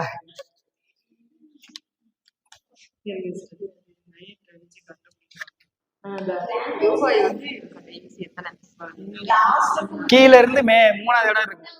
அப்ப எத்தனாவது இடத்துல வருது? 15. என்னங்க மேடம்? மொத்த மொழிகள் 18. ரூபாய் நோட்டில் இருக்கக்கூடிய மொழிகளோட எண்ணிக்கை 18. ஆமா, இந்த 18 எப்ப வந்துச்சு அப்படின்னா, இந்த இடையில கொண்டு வந்தாங்களே இவங்க 4 மொழி ஒண்ணு ஆட் பண்ணாங்க, ஞாபகம் இருக்குங்களா? 4 மொழிகள் கடைசியில தான் கொண்டு வந்தாங்க. ஸோ அதுக்கு முன்னாடி 18 மொழிகள் தான் இருந்துச்சு. அந்த 18 மொழிகள் அதுல இருக்கும். உள்ள பாக்ஸுக்குள்ள 15 மொழிகள் இருக்கும். அது போக சரி 17 மொழிகள். 15 மொழிகள் வந்து பாக்ஸ்க்குள்ள ஃப்ரண்ட் சைடு ஒன்று ஹிந்தியில இருக்கும், ஒன்று இங்கிலீஷ்ல இருக்கும். மொத்தம் 17 இருக்குது. அதான் 17. சரியா? அடுத்து உலக மக்கள் தொகை தினம் எப்ப கொண்டாடுறாங்க? 17 மொழிகள் ரூபா நோட்ல இருக்கு, இங்கிலீஷ் உட்பட. ஆமா 17. ஏன்னா இங்கிலீஷ் வந்து அது வந்து நம்ம இந்தியாவுடைய லாங்குவேஜா கிடையாது. கட்டத்துல இங்கிலீஷ் வராது பாருங்க, கட்டத்துல இருக்காது. சரிங்களா? என்னங்க மேடம்? ஹிந்தி தான் இருக்கும். ஹிந்தி இல்லாம ரூபா நோட்டு இருக்குமா? இந்த இருக்குல்ல மேம், ஃப்ரண்ட் சைடு ஃபுல்லா ஹிந்தி. ஹிந்தி இருக்காது. சரிங்களா? ரைட். அப்ப உலக மக்கள் தொகை தினம் எப்ப கொண்டாடுறாங்க அப்படின்னா ஜூலை 11. உலக மக்கள் தொகை தினம் ஜூலை 11. பன்னாட்டு தாய்மொழி தினம், பன்னாட்டு தாய்மொழி தினம் பிப்ரவரி 21. பிப்ரவரி 21 பன்னாட்டு தாய்மொழி தினம் பிப்ரவரி 21. உலக நல்லிணக்க தினம், உலக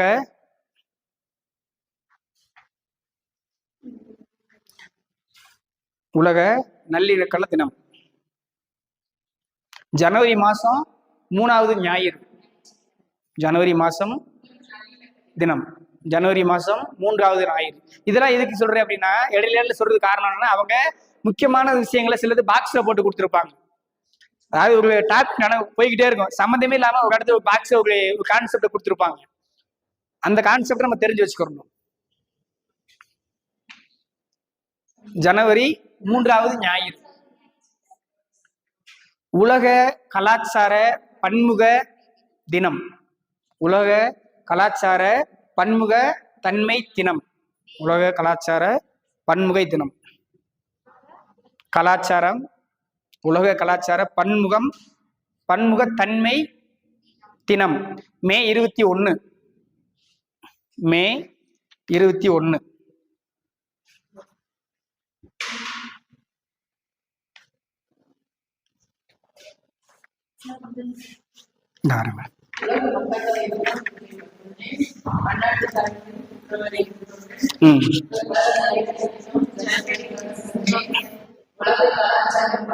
மே 21. சரிங்களா?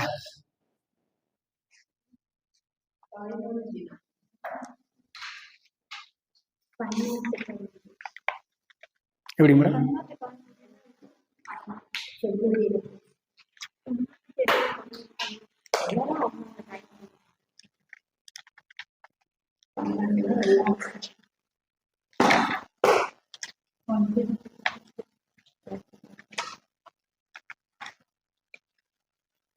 சரிங்க மேம். அடுத்து டாபிக் உங்கள்கிட்ட கேட்டு நடத்தலான்னு இருக்கேன்.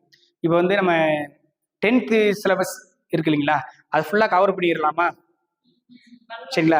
ஏன்னா அதுக்கு முன்னாடி என்னன்னா நமக்கு 6th 7th வந்து கண்டங்கள்லாம் இருக்கு. 6th 7th 8th ஒவ்வொன்றுலையும் 2 கண்டங்கள் இருக்கு.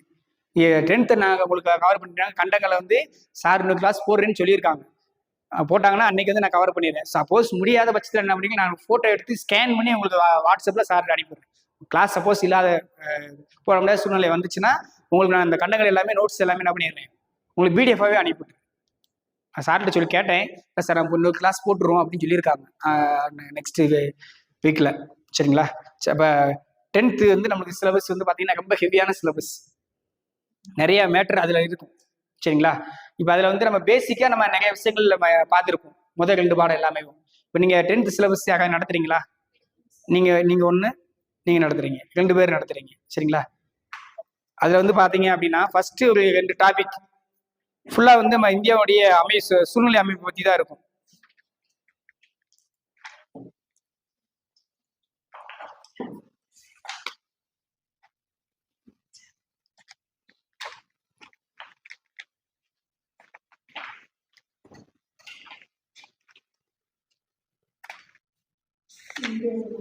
ஆமா, இந்தியாவோட அமைப்பு தான் முதல் 2 பாடம் ஃபுல்லா அந்த மாதிரி தான் இருக்கும். இந்தியாவுடைய ஃபர்ஸ்ட் பாடம் ஃபுல்லா மேக்சிமம் உங்களுக்கு மலைகளை பத்தி பீடபூமிகளை பத்தி இருக்கும். 2வது பாடம் ஃபுல்லா மண் வகைகளை பத்தி இருக்கும். சரிங்களா? ஸோ அதனால என்னுடைய கெஸ்ஸிங் என்னன்னா 3வது பாடத்துல இருந்து நீங்க டச் பண்ணீங்கன்னா உங்களுக்கு ஈஸியா இருக்கும் அப்படின்னு நான் நினைக்கிறேன். வேளாண்மைன்னு இருக்கும் ஒரு பாடம், 3வது பாடம். ஓகே. எனக்கு என்ன அது வந்து நமக்கு சொன்ன ஈஸியா வாசிச்சுட்டா புரிஞ்சுக்கிறோம். அதனால புரியலன்னா ஃபர்ஸ்ட் நடத்திடும். ரொம்ப அகலம் அதிகமா இருக்கும். அது ஃபர்ஸ்ட் பாடத்துல இருந்தே போயிடும். 10th முதல்ல இருந்தே போகும் அப்படி. ஆனா எனக்கு என்னன்னா லெசன் வந்து சீக்கிரம் கம்ப்ளீட் பண்ண முடியாது, அதுக்காக நான் பின்னாடி போனேன். ஏன்னா இதை எடுத்தோம்னா இப்ப ஹாஃப் டே வந்து ஃபுல்லாவே ஒரு பாடம் அல்லது 2 பாடம் தான் போக முடியும். அவ்வளோ எலாபரேட்டடா இருக்கும். சரிங்களா?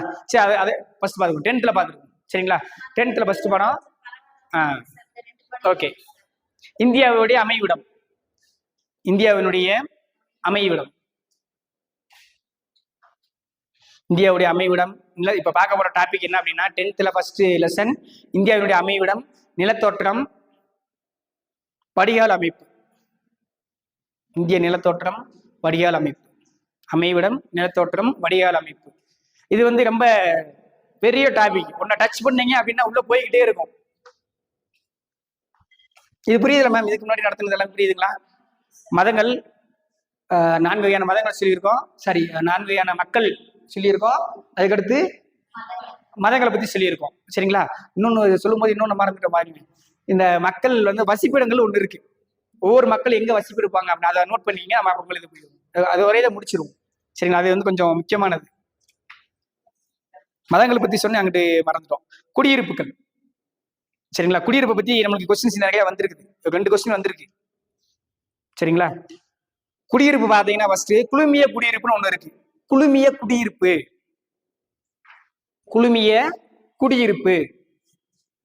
இது போறதுக்கு முன்னாடி இது கூட சேர்ந்து வந்துடும். இது கூட அப்படியே சேர்ந்து வரக்கூடியது குடியிருப்பு. கரெக்டா எழுதிக்க. அவங்க தான் முன்னாடி ஹெட்டிங் போட்டாங்க, நீங்க ஹெட்டிங் போடல. குழுமிய குடியிருப்புன்னா ஒரு மைய பகுதியை மையமா வச்சு குடியிருக்கக்கூடிய பகுதிகள் மைய குடியிருப்புன்னு சொல்லுவாங்க. சரிங்களா? குழுமிய குடியிருப்புனாலும் மைய குடியிருப்புனாலும் ஒண்ணுதான். குழுமிய குடியிருப்பு, மைய குடியிருப்பு அப்படின்னாலும் ஒண்ணுதான். இங்க வீடுகள் எப்படி இருக்கும் அப்படின்னா எல்லா வீடும் பக்கத்துல இருக்கும். குழுமிய குடியிருப்பு அப்படின்னா மொத்தமா இருக்குன்னு சொல்லுவாங்க. கூட்டம் உட்காந்துக்கான்னு சொல்லுவாங்களா, அது மாதிரி எல்லா வீடும் எப்படி இருக்கும், பக்கத்துல இருக்கக்கூடிய குடியிருப்பு தான். கிராமங்கள்லாம் பாத்தீங்கன்னா அப்படியே எல்லாமே பக்கத்துல ஒட்டியே தராது. ஸோ அதெல்லாம் குழுமிய குடியிருப்பு அல்லது மைய குடியிருப்பு அப்படின்னு சொல்லி சொல்றாங்க. இது எங்க அதிகமா இருக்கும் அப்படின்னா ஆற்று சமவெளிகள்ல அதிகமா இருக்கும். மைய குடியிருப்பு எங்க இருக்கு நல்லா கவனிங்க, ஆற்றில் சமவெளிகள். ஏன்னா ஆற்றுக்கு பத்தி ஆற்று கரையோரங்கள் வசிக்கக்கூடிய மக்கள் வேற, ஆற்றில் சமவெளிகள் என்பது வேற. ஆற்றில் சமவெளினா ஆறு பாயக்கூடிய பகுதிகளில் சமமான நிலப்பரப்பு பகுதி, சரிங்களா, வளமான பகுதிகளா இருக்கும். இது குழுமிய குடியிருப்பு அப்படின்னு சொல்லி சொல்லுவோம். ஆற்றில் சமவெளியில வாழக்கூடிய மக்கள், வளமான சமவெளிகள், இது ரெண்டுல இருந்தா யார் இருப்பா? மைய குடியிருப்புன்னு சொல்லக்கூடிய அல்லது குழுமிய குடியிருப்புன்னு சொல்லக்கூடிய மக்கள் குடியிருப்பாங்க, சரிங்களா. ரெண்டாவது பாத்தீங்க அப்படின்னா சிதறிய குடியிருப்பு.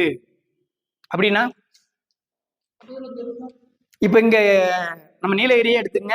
நீலகிரியோடைய மலை அடிவாரத்துல, நீலகிரி மேல நிறைய குடியிருப்பு இருக்கு, கீழே மலை அடிவாரத்துல பாத்தீங்க அப்படின்னா தனித்தனியா இருக்கும் வீடுகள். ஆமா, சமமான பகுதி இருக்கும், அங்கங்க தனித்தனியா இருப்பாங்க.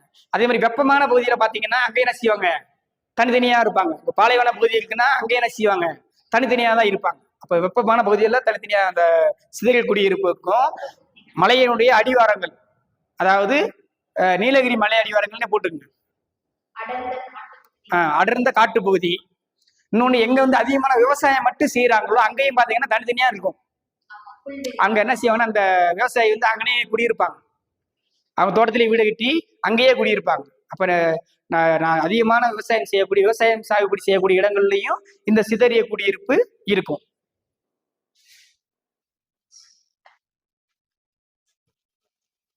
இது எங்கெங்கெல்லாம் இருக்கு அப்படின்னா, இப்ப சொன்னோம்ல நீலகிரி மலை அடிவாரத்தில் இருக்கக்கூடிய மக்கள். அதே மாதிரி மேடம் வெப்ப பகுதியில் இருப்பாங்க, சரிங்களா. அடர்ந்த காட்டு பகுதியில் இருப்பாங்க. கங்கை சமவெளிகள்ல நிறைய இருக்காங்க. பாலைவன பகுதியில் இருப்பாங்க. கங்கை சமவெளிகள், பாலைவன பகுதிகளில் இருப்பாங்க. அவங்க மக்கள் எங்க குடியிருக்காங்கன்னு தான் முக்கியம். நம்ம எடுத்துக்காட்டுல அதை கேட்கலாம், சரிங்க. சிதறிய குடியிருப்பு காணப்படக்கூடிய பகுதிகள் எது அப்படின்னு சொல்லி கேட்பான். அப்ப நீலகிரி மலை அடிவாரம், இமயமலை, பாலைவனம், அது மாதிரி கோச்சி மலை, கங்கை சமவெளி, கங்கை சம்மலி பகுதிகள்லாம் இருக்கக்கூடியது, சரிங்களா. ஸோ இங்கெல்லாம் பாத்தீங்க அப்படின்னா சிதறிய குடியிருப்பு இருக்குன்னு சொல்றாங்க.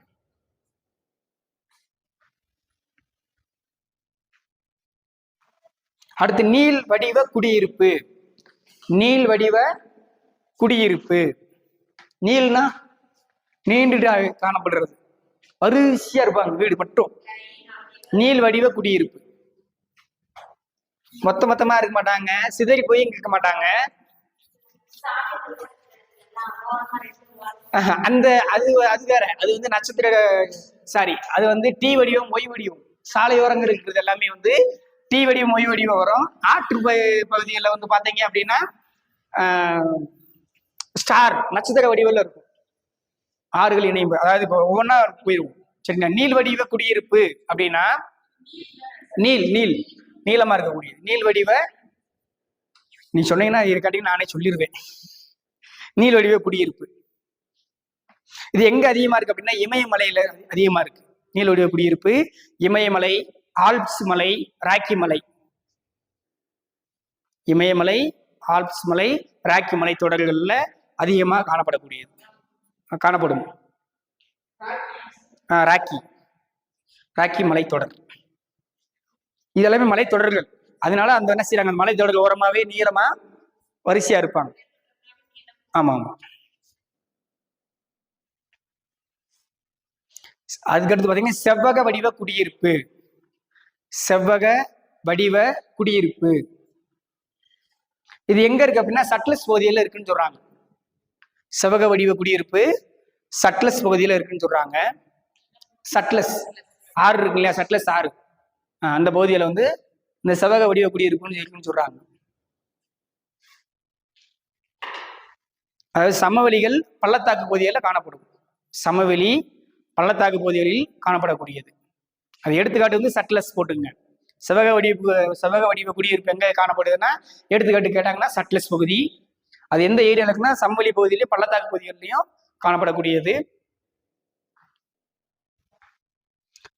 அதுக்கடுத்து ஹெட்டிங் வட்ட வடிவ குடியிருப்பு. வட்ட வடிவ குடியிருப்பு, வட்ட வடிவம்னா எங்க இருக்கும்? வட்ட வடிவம் ஏரி சுத்தி, இப்போ நடுவில் ஒரு ஏரி இருக்குன்னா அந்த ஏரியை சுத்தி என்ன செய்வாங்க, வரிசை வீடு கட்டி இருப்பாங்க. பழைய காலத்துல அப்படிதான் இருந்துச்சு, அந்த நீர்நிலையில சுத்தியே தான் இருப்பாங்க. அப்ப நீர்நிலையில சுத்தி இருக்கக்கூடியது குளங்கள், ஏரிகள், நீர்நிலையில சுற்றி இருக்கும். ஏன்னா அவங்களுக்கு வந்து தண்ணி வெளியில போக மாட்டாங்க, எல்லாமே அங்கனே யூஸ் பண்ணுவாங்க. முன்னாடி பாத்தீங்கன்னா செய்வாங்கன்னா குடிக்கிறதுக்கு அதுல தான் பயன்படுத்துவாங்க, துவைக்கிறதுக்கு எல்லாத்துக்கும் மேலே தான் பயன்படுத்துவாங்க. ஸோ அந்த நீர்நிலைக்கு அறியாமல் தான், ஏன்னா மக்கள் வந்து குடியேறினது எங்கதான் வந்தாங்க, நீர்நிலைக்கு தேடி தான் வந்தாங்க. மலையிலிருந்து கீழே வரும்பொழுது அவங்க நீர்நிலையை தேடி தான் அவங்க குடியேற ஆரம்பிச்சாங்க. அதனாலதான் ஆற்று சமொழியெல்லாம் பாக்குறோம், சிந்து சமொழி நாகரிகம் எங்க வருதுன்னா ஆற்றுடைய பகுதியில தான் வரும். இப்ப வட்ட வடிவ குடியிருப்பு பகுதி ஏரிகள் குளங்கள் அதை சுற்றி காணப்படக்கூடிய பகுதி தான். அதை மையமா வச்சு என்ன செய்யும், வட்ட வடிவமா அமைஞ்சிருக்குன்னு சொல்றாங்க. இப்ப நட்சத்திர வடிவ குடியிருப்பு, நட்சத்திர வடிவ குடியிருப்பு இது ரொம்ப முக்கியமானது.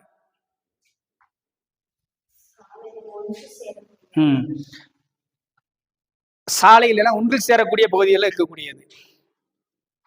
சாலைகள் ஒன்று சேரும் பகுதிகளில வந்து ரெண்டு பக்கமும் சைடுல என்ன செய்யும், சாலைகள் வந்து இருக்கும்.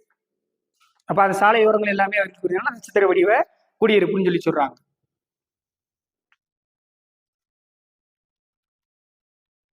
சாலையில ஒன்று சேரும் பகுதியில ரெண்டு பக்கமே என்ன செய்யும் அப்படின்னா வீடுகள் இருக்கும். ஸோ அதை வந்து என்ன செய்யறாங்க, நட்சத்திர வடிவ குடியிருப்புன்னு சொல்றாங்க. இது எங்க இருக்கு அப்படின்னா நாமக்கல் மாவட்டம், நாமக்கல் நகர்ப்புற குடியிருப்பு, அந்த சிட்டிக்குள்ள இந்த மாதிரிதான் இருக்குன்னு சொல்றாங்க.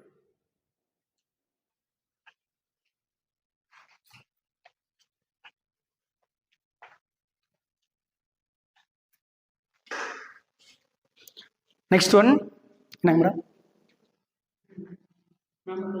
நாமக்கல். ஆமா, நாமக்கல் நகர்பகுதி. நாமக்கல் சிட்டி ஃபுல்லாவே என்ன செய்யுது அப்படின்னா இந்த நட்சத்திர வடிவ குடியிருப்பு தான் இருக்கு. நட்சத்திர குடியிருப்பு எப்படி இருக்கும் அப்படின்னா இரண்டு சாலைகள் இணைகின்ற பொழுது சாலையினுடைய இரு பக்கங்களிலும் மக்களுடைய குடியிருப்பு இருக்கும். சரிங்களா? அடுத்து என்ன குடியிருப்பு அப்படின்னா நேர்கோடு குடியிருப்பு, நேர்கோட்டு குடியிருப்பு, நேர்கோட்டு குடியிருப்பு. நேர்கோட்டு குடியிருப்பு அப்படின்னா ஒரு ஹைவே சாலை இருக்குன்னு வச்சுங்களேன், ஹைவே இருக்கு, ரோடு. அப்ப அந்த ரோட்டோரமா நெட்டுக்க வரிசை வீடு கட்டியிருப்பாங்க. இப்ப சிட்டிக்குள்ள பாத்தீங்கன்னா யாராவது என்ன செய்யறாங்கன்னா சிட்டி மைய போய் இருந்து உள்ள தள்ளியா கட்டுறாங்க, ரோடோரமா வீடு வரும்னு கேட்கறாங்க. அப்ப அந்த ரோடோரமா ஹைவே சாலையில நீளமான ரோடுல சைட்ல ஃபுல்லா இருக்குது எல்லாமே நேர்கோட்டு குடியிருப்புன்னு சொல்றாங்க. அதே மாதிரி இப்ப ட்ரெயின் தண்டவாளம் இருக்கு பாத்தீங்களா, அந்த தண்டவாளைய ஓரமா வீடு கட்டி இருப்பாங்க. ஸோ அது எல்லாமே என்னது அப்படின்னா நேர்கோட்டு குடியிருப்புன்னு சொல்றாங்க. ஏன்னா அதெல்லாம் வீடு எப்படி இருக்கும், அந்த தண்டவாளத்தை ஓரமா நேர் போய்கிட்டே இருக்கும், அது வரிசை கட்டி வச்சுக்கிட்டே இருப்பாங்க. ஸோ அது வந்து தண்டவாள பகுதிகளிலையும் நேரு சாலைகள். ஸோ இந்த ரெண்டு பகுதிகளில் அதிகமாக காணப்படக்கூடியது. இதுக்கு அடுத்து பார்த்தீங்க அப்படின்னா ஆற்றங்கரை. சரிங்களா? ஆற்றங்கரை வரும், அதுக்கு காணப்படும் ஆற்றங்கரை. அதுக்கடுத்து அணைக்கட்டு. மொத்தம் 4 மேடம். நேர்கோட்டு குடியிருப்பு 4 இடத்துல இருக்கும். நேர்கோட்டு குடியிருப்பு 4 இடத்துல இருக்கும். ஒன்று வந்து சாலை ஓரம் ரயில் வண்டி தண்டவாளயம் இருக்கு இல்லையா, அது நெட்டுக்கா இருக்கும். அதுக்கடுத்து ஆறுகள். சரிங்களா? ஆற்றுடைய ஓரமா சைடில் ஃபுல்லா இருக்கும். அதுக்கடுத்து பார்த்தீங்கன்னா அணைக்கட்டு பகுதி, டேம் இருக்கும் இல்லையா, டேம் ஓரமா வரிசையா இருக்கும். ஸோ இந்த 4 பகுதியில 4 இடத்துல என்ன செய்யுது, இந்த நேர்கோட்டு குடியிருப்பு காணப்படுதுன்னு சொல்றாங்க. நெக்ஸ்ட் வந்து முக்கோண வடிவ குடியிருப்பு. முக்கோண வடிவ குடியிருப்பு. இந்த முக்கோண வடிவ குடியிருப்பு ஏற்கனவே கேட்டாங்க. சரிங்களா? முக்கோண வடிவ குடியிருப்பு ஏற்கனவே கேட்ட கொஸ்டின். இதுல 2 இருக்கு. ஒண்ணு டி வடிவ குடியிருப்பு, ஒண்ணு வந்து ஒய் வடிவ குடியிருப்பு. முக்கோண வடிவத்துல 2 டி இருக்கு, ஒய் இருக்கு.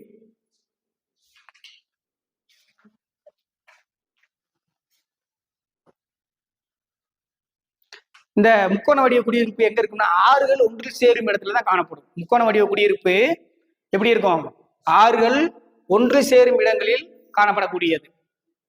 ஆறுகள் ஒன்று சேரும் இடங்களில் காணப்படக்கூடியது. ஆறுகள் ஒன்று சேரும் இடங்களில் காணப்படக்கூடியது முக்கோண வடிவ குடியிருப்பு.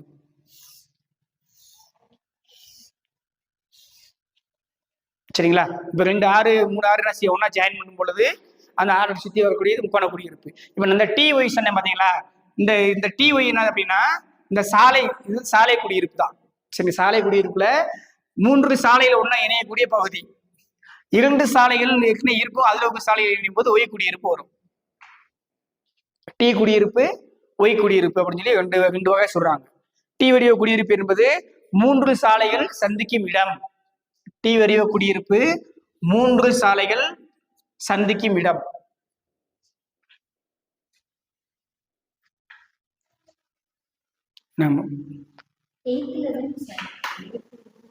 செவன்த்ல இருக்குன்னு பாருங்க, குடியிருப்புல தான். அப்ப இது 11th இருக்கும். சரிங்களா?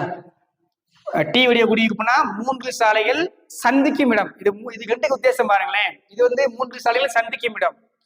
ஒய் வடிவ குடியிருப்புனா ஏற்கனவே 2 சாலைகள் இருக்கும், மூன்றாவது ஒரு சாலை உருவாச்சுன்னா அது வந்து ஒய் வடிவ குடியிருப்பு. இது வந்து மூன்று சாலைகளை சந்திக்கும் இடம். இது சேரு. இது வந்து என்ன செய்யறாங்க அப்படின்னா எக்ஸ்ட்ரா புதுசா ஜாயின் பண்ணும் பொழுது அது 2 சாலைகள் மூன்றாவது சாலைகளுடன் சேரும் பொழுது, 2 சாலைகளுடன் மூன்றாவது சாலைகள் சேரும் பொழுது அது ஒய் வடிவ குடியிருப்பு அப்படின்னு சொல்றாங்க. 2 சாலைகள் 2 சாலைகளில் மூன்றாவது சாலை இணையும் போது அல்லது சேரும் போது. 9th இருக்குங்களா?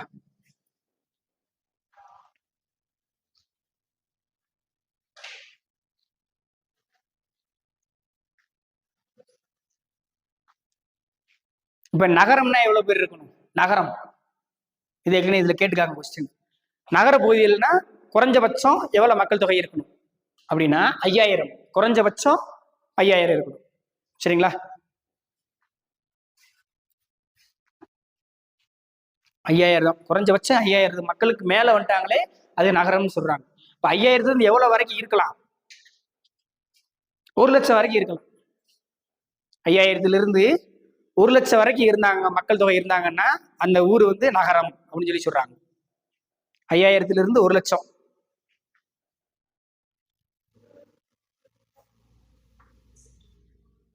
டு 1 லட்சம்.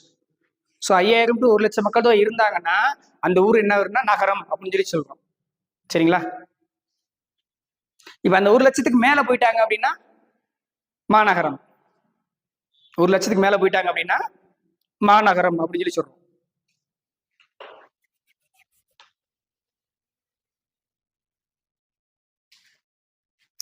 மிகப்பெரிய நகரம் அப்படின்னா மிகப்பெரிய நகரம் அப்படின்னு சொல்றாங்க. ஆமா, அது வந்து பாத்தீங்கன்னா நம்ம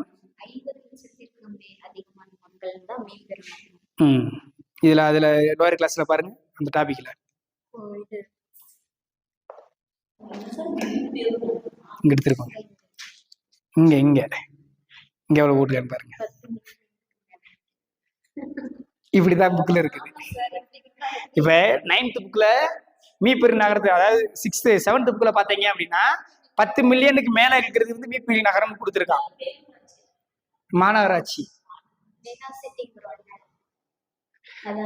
ஃபர்ஸ்ட் நகரம்ன்றது வந்து சின்ன ஊரு, மாநகரம்ன்றது வந்து மாநகராட்சி, மாநகராட்சி. மீப்பெரிய நகரம் மாநகராட்சியோட அதிகமா இருக்கும் மக்கள் தொகை. இப்ப சென்னை மாதிரி வச்சுக்கோங்களேன், நம்ம 10 மில்லியன். சரிங்களா? இப்ப அதுதான் புக்ல பாருங்க. 7th புக்ல 10 மில்லியன் கொடுத்துருக்காங்க. 9th புக்ல பாத்தீங்க அப்படின்னா 50 லட்சம் மக்கள் தொகை சொல்லியிருக்காங்க. இது நம்ம கண்டிப்பா நோட் பண்ணி வச்சுக்கிற வேண்டியதான்.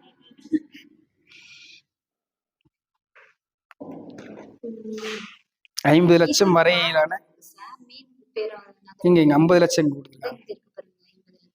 50 லட்சத்துக்கும் அதிகமான மக்கள். மாநகரம்னா 50 லட்சம் வரைக்கும் இருக்கணும். அதுவும் மாநகரத்துக்கு வந்து 50 லட்சம் வரைக்கும். நம்ம 1 லட்சம் அங்க போட்டுருந்தோம் இல்லைங்களா? 1 லட்சத்துக்கு மேல மாநகராட்சின்னு போட்டு மாநகரம் போட்டிருந்தோம். இதுல வந்து 50 லட்சம் கொடுத்துருக்கான். 10 லட்சத்திலிருந்து 50 லட்சம் வரைக்கும். ரெண்டுலயுமே டிஃபரன்ஸ் இருக்குது.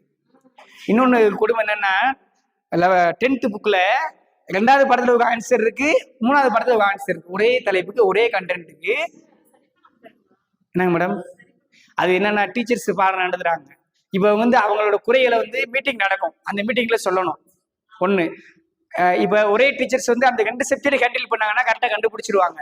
இப்ப அதுல என்ன குறைபாடு அப்படின்னா 6th நடத்துறவங்க 10th எடுக்க மாட்டாங்க, 7th நடத்துறவங்க 10th எடுக்க மாட்டாங்க. அப்ப அவங்களுக்கு என்னன்னா இதுதான் கரெக்ட்னு அவங்களுக்கு தெரியும். அப்ப இதை கம்பேர் பண்ணி படிக்கும் பொழுதுதான் நம்மளுக்கு அதனுடைய நிறைகுறைகள் தெரியுது. அப்ப இதை வந்து சொல்றதுக்கு ஒரு ஆள் வேணும். இதை போய் அங்க போய் சொன்னாதான் அவங்க கரெக்ஷன் பண்ணுவாங்க. எங்களுக்கு இந்த சப்ஜெக்ட் போட மாட்டாங்க. எக்கனாமிக்ஸ் நாங்கள் கரெக்ஷன் போயிருக்கோம், நாங்கள் போய் சொல்லியிருக்கோம்.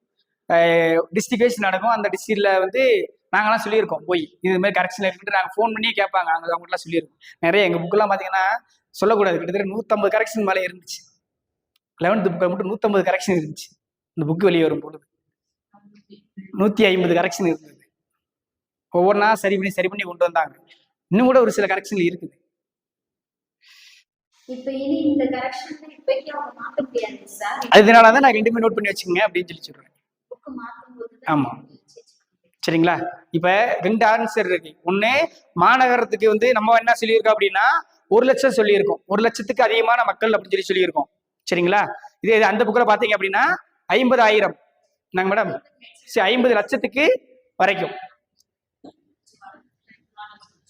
10,000 10 லட்சத்திலிருந்து 10 to 50 லட்சம் வரைக்கும். மீட்டர் நகரத்துக்கு வந்து 50 லட்சத்திற்கு ஆமா ஆமா, இல்ல செவன்த் புக் வந்து 50 லட்சத்திற்கு அதிகம். ஆமா, அதாவது செவன்த் புக்ல பாத்தீங்க அப்படின்னா 1 லட்சம் கொடுத்துருக்கான், 1 லட்சத்துக்கு மேல அப்படின்னா அது மாநகரம் கொடுத்துருக்கான். 9th புக்ல பாத்தீங்க அப்படின்னா 10 லட்சத்துல இருந்து 50 லட்சம் வரைக்கும், சரிங்களா? 10 லட்சத்துல இருந்து 50 லட்சம் வரைக்கும் கொடுத்துருக்கான். அதே மாதிரி மீட்பெரிய நகரங்கள்ல பாத்தீங்க அப்படின்னா, அதாவது மிகப்பெரிய நகரங்கள்ல பாத்தீங்க அப்படின்னா நம்ம 10 மில்லியன் சொல்லியிருக்கோம். இதெல்லாம் 7th புக்ல. 9th புக்ல என்ன கொடுத்துருக்காங்கன்னா 50 லட்சத்துக்கு மேல இருக்கவங்க எல்லாமே மீட்பெரிய நகரங்கள் அப்படின்னு சொல்லி சொல்றாங்க, சரிங்களா? இதை மட்டும் நோட் பண்ணிக்கோங்க. இப்பதான் நமக்கு தெரியுது புக்ல போல இருக்கா அப்படின்னு. நம்ம 2 புக்கு கம்பேர் பண்ணும் பொழுதுதான் தெரியுது. இப்ப நீங்க இதே தான் நம்ம இதெல்லாம் நான் எப்படி கத்துக்கிட்டேன் அப்படின்னா, நான் படிக்கும் பொழுது ஒரு டாபிக் எடுத்தனாக்கும் அந்த டாபிக் சம்பந்தம் 4 புக்கு 5 புக்கு வரிசை கீழே போட்டுருவேன். அந்த இப்ப நோட்ஸ் எடுக்கிறேன் அப்படின்னா என்ன செய்யணும், என்ன டாபிக்ல என்னென்ன புக்ல இருக்கு அந்த டாபிக்ல எடுத்து பக்கத்துல வச்சுக்கிறேன். இது 3மே கம்பேர் பண்ணி தான் படிச்சா தான் நம்மளுக்கு எது கரெக்ட் தப்புன்னு தெரியும். நம்ம ஒன்றை மட்டும் என்ன செய்யோம்னா, இப்போ 6th புக்னா 6th புக்ல புக்கை மட்டும் படிச்சுட்டு தூக்கி போட்டு அடுத்து 7th புக் எடுத்து படிப்போம். அப்ப படிக்கும்போது இங்க படிச்சது அங்க படிச்சது நமக்கு அந்த இடத்துல கிளிக் ஆகாது, ஞாபகம் வராது, சரிங்களா? சரிங்க மேம். அடுத்து இப்படி இந்த மிகப்பெரிய நகரம் எது அப்படின்னா டோக்கியோ. மிகப்பெரிய நகரத்துக்கு எடுத்துக்காட்டு டோக்கியோ, டெல்லி, மும்பை. மிகப்பெரிய நகரம், மிகப்பெரிய நகரங்களுக்கு எடுத்துக்காட்டு டோக்கியோ, டெல்லி, மும்பை.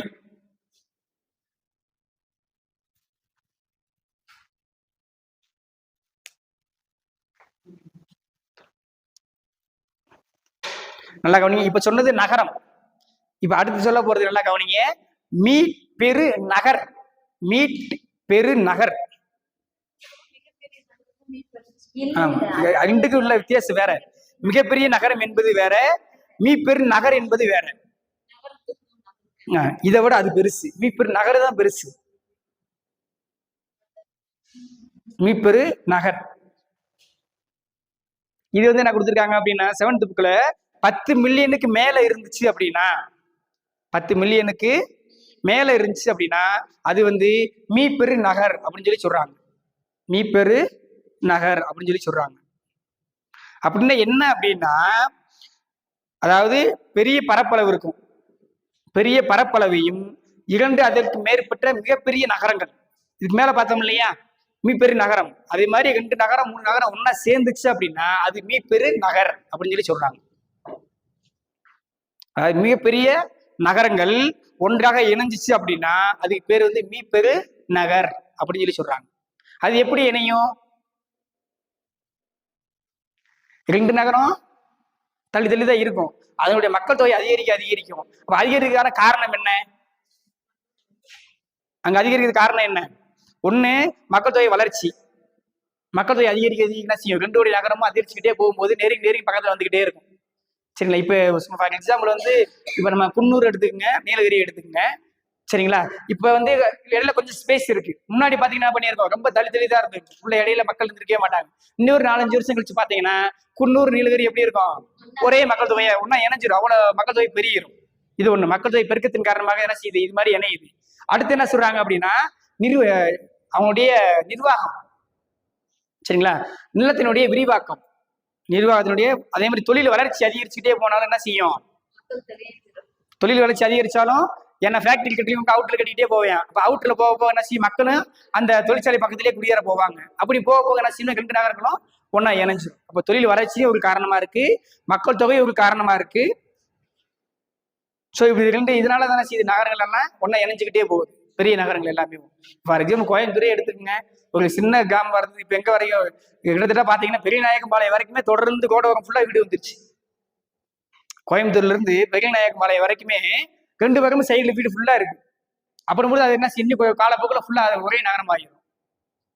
இது மாதிரிதான். அதுக்கடுத்து தொடர்ந்து வந்துச்சுன்னா மேட்டுப்பாளையம் அதுவும் 2 ஒன்னா இணைஞ்சிடும். அப்ப அது மிகப்பெரிய நகரம் மாறிடும். அந்த மாதிரி சரிங்களா?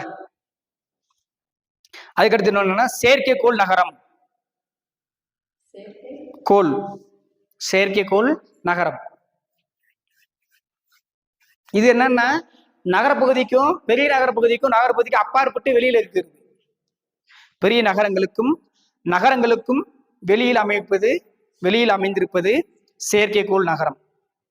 பெரிய நகரங்களுக்கும் நகர்பகுதிக்கும் அப்பாற்பட்டு, அதாவது வெளியில் அமைக்கப்பட்டிருப்பது செயற்கைக்கோள் நகரம்.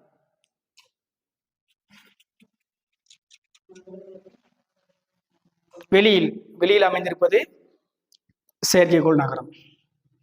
இப்ப சமீபத்தில் ஒன்று அனௌன்ஸ் பண்ணாங்க பாத்தீங்களா? எல்லா பிரதமர் அனௌன்ஸ் ஸ்மார்ட் சிட்டி உருவாக்குறோம் அப்படின்னு சொல்லி சொன்னாங்க. ஸ்மார்ட் சிட்டி, ஆமா, பொலியுருவு நகரம், ஸ்மார்ட் சிட்டி, பொலியுருவு நகரம். இது என்னன்னா அந்த ஊருக்கு அப்பாற்பட்டு வெளியில இருக்கும் சரிங்களா, தனியாக அமைச்சிருப்பாங்க. அங்க தேவையான மக்களுக்கு தேவையான உள்கட்டமைப்பு வசதி எல்லாமே ஏற்படுத்தி கொடுக்கணும் ஒண்ணு சரிங்களா.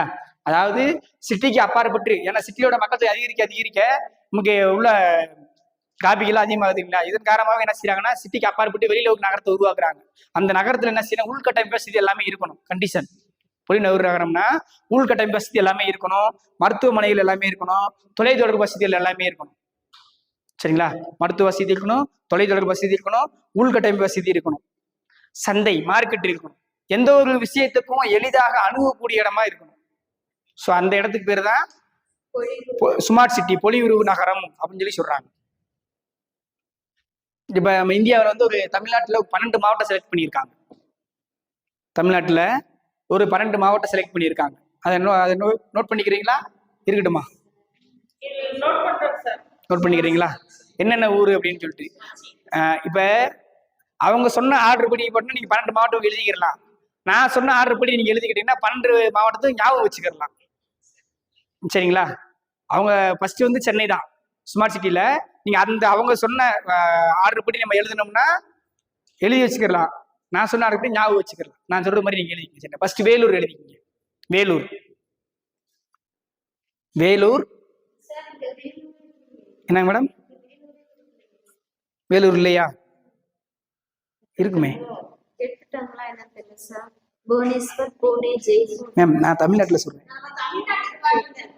இங்க பாருங்க, தமிழ்நாட்டுல தான் சொல்றேன் சரிங்களா. ஏன்னா நம்மளுக்கு வந்து தமிழ்நாட்டு அளவில் தான் கொஸ்டின் எடுக்க போறாங்க. ஸோ அப்ப நம்மளுக்கு எது முக்கியமோ அதை நம்ம எடுத்துக்கிறோம். ஃபர்ஸ்ட் வேலூர், சென்னை, வேலூர், சென்னை, மதுரை, வேலூர், சென்னை, மதுரை, ஈரோடு,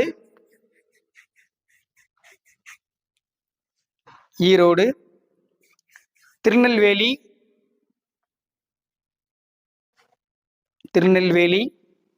திருச்சி, தஞ்சாவூர், வேலூர், சென்னை, மதுரை, ஈரோடு, திருச்சி, தஞ்சாவூர், திருச்சி, திருநெல்வேலி, திண்டுக்கல்,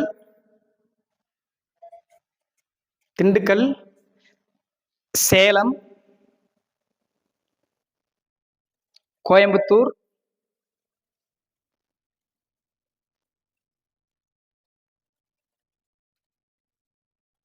நம்ம என்னென்ன ஊர் எழுதியிருக்கீங்க? ஃபர்ஸ்ட் வேலூர், சென்னை, மதுரை, ஈரோடு, திருநெல்வேலி, திருச்சி, தஞ்சாவூர், திண்டுக்கல், ம் சேலம், கோயம்புத்தூர். அதுக்கடுத்து திருப்பூர், தூத்துக்குடி. திருப்பூர், தூத்துக்குடி. இப்ப நான் சொல்ற கான்செப்ட் நீங்க வச்சுக்கிட்டீங்கன்னா வரிசையா அந்த ஊரை ஃபுல்லா ஞாபகம் வச்சுக்கலாம். சின்ன ஒரு ஸ்டோரி மாதிரி தான். சரிங்களா? வேலன் ஒருத்தர் இருக்கான். வேலனுக்கு ஒருத்தர் இருக்கான். வேலன்னா வேலூர். சரிங்களா? சென்னையில என்ன செய்யற அப்படின்னா மது வாங்குறான். மது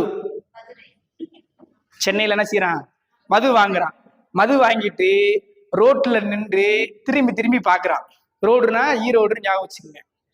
திரும்பி திரும்பி பாக்குறான், ஆள் வராங்களா வரலையா அப்படின்னு சொல்லிட்டு என்ன செய்யறான்? வேலன் சென்னையில் மது வாங்கி ரோட்டில் திரும்பி திரும்பி பார்க்கிறான். சரிங்களா? பார்த்துட்டு தண்ணியை திறந்து, சரிங்களா, தண்ணியை திறந்து என்னங்க மேம்? மது வாங்கி ரோட்டில் ரோட்ல நின்று திரும்பி திரும்பி பாக்குறான், ஆள் வராங்களா வரலையான்னு பாக்குறான். பார்த்துட்டு தண்ணி என்ன செய்யறான்? திறக்கிறான். தண்ணியை திறந்து சேர்த்து குடிக்கிறான். மிக்ஸ் பண்ணி சாப்பிடுறான். சேர்த்து குடிக்கிறான். குடிச்சிட்டு கோவில் திண்ணையில் தூங்குகிறான். கோவில் திண்ணையில் தூங்குகிறான். சரிங்களா? அப்ப நாங்க சென்டென்ஸ் வரிசை ஞாபகம் வந்துடும். ஒரு வேலண்டே ஒருத்தர் என்ன செய்யறான்? சென்னை போறேன், பாட்டில வாங்குறான், ரோட்ல இருந்து திரும்பி திரும்பி பாக்குறான், தண்ணியை திறக்கிறான், சேர்த்து தண்ணியை மிக்ஸ் பண்ணிக்கிறான். சேர்த்து என்ன செய்யறான்? குடிச்சிட்டு கோயில் திண்ணையில போய் தூங்கிடுறான். அப்ப வரிசையா வந்துருதுங்களா? நம்ம ஞாபகம் வச்சுக்கிறதுக்கு தான் மேடம். ஏன்னா பேர் கேட்கலாம், அல்லாதது ஊருன்னு கேட்கலாம். இப்ப ஸ்மார்ட் சிட்டில இருக்கக்கூடிய நகரங்களில் அல்லாதது எதுன்னு கேட்கறான்னு வச்சுக்கோங்களேன். இப்ப 3 இது வந்து ஆப்ஷன் கொடுத்துட்டான். 4வது ஏதோ வேற சிட்டியை உள்ள சேர்க்கிறான், வேற மாவட்டத்தை சேர்க்கிறான். அப்ப எந்த மாவட்டம் நம்ம கண்டுபிடிக்கணும்? அப்ப இது ஒரு ஸ்டோரி மாதிரி சும்மா நம்மளா உருவாக்கிட்டு தான். ஞாபகம் வச்சுக்கிட்டோம்னா ஈஸியா வச்சுக்கலாம். சரிங்களா? புரியுதுங்களா மேம்?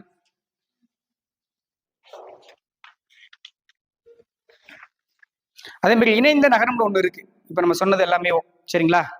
இணைந்த நகரத்துக்கு எடுத்துக்காட்டு மட்டும் நோட் பண்ணிக்க. இணைந்த நகரம்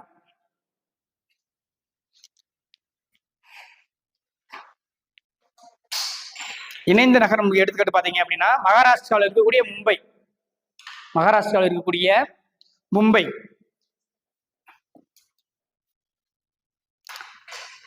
ஹரியானாவில் இருக்கக்கூடிய குர்கான். குர்கான் ஹரியானால வந்து குர்கான். குர்கான் குர்கான் உத்தரப்பிரதேசத்துல நொய்டா. யூபியில நொய்டா. ஸோ இந்த 3 நகரமும் வந்து பாத்தீங்க அப்படின்னா இணைந்த நகரம் அப்படின்னு சொல்லி சொல்றாங்க.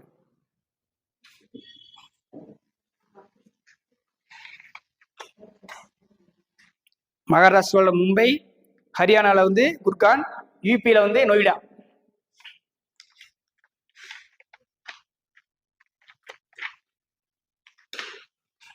இது புரியுதா மேம்? சரிங்களா? இது வந்து அதோட கோர்வை தான். இதெல்லாம் வந்து என்ன 7th புக்ல நம்மள விடுபட்டு போன பகுதியெல்லாம், போன கிளாஸ் வரைக்கும் சொல்லாத பகுதியெல்லாம் இப்ப நான் சொல்லியிருக்கோம். சரிங்களா? சரிங்க மேம். இதை லைட்டா இப்ப சொன்னதை மட்டும் லைட்டா ஒரு ரீகால் பண்ணிருங்க. இந்த குடியிருப்பு பகுதியிலிருந்து நம்ம அங்கிருந்து தானே போனோம். ஃபர்ஸ்ட் வந்து குழுமிய குடியிருப்பு. குழுமிய குடியிருப்பு எங்க இருக்கும்? சமவெளி வளமான சமவெளிகள், ஆற்று சமவெளிகள் சொல்லக்கூடியது. சரிங்களா? இது 2ல வந்து குழுமிய குடியிருப்பு இருக்கும். அதுக்கடுத்து சிதறிய குடியிருப்பு.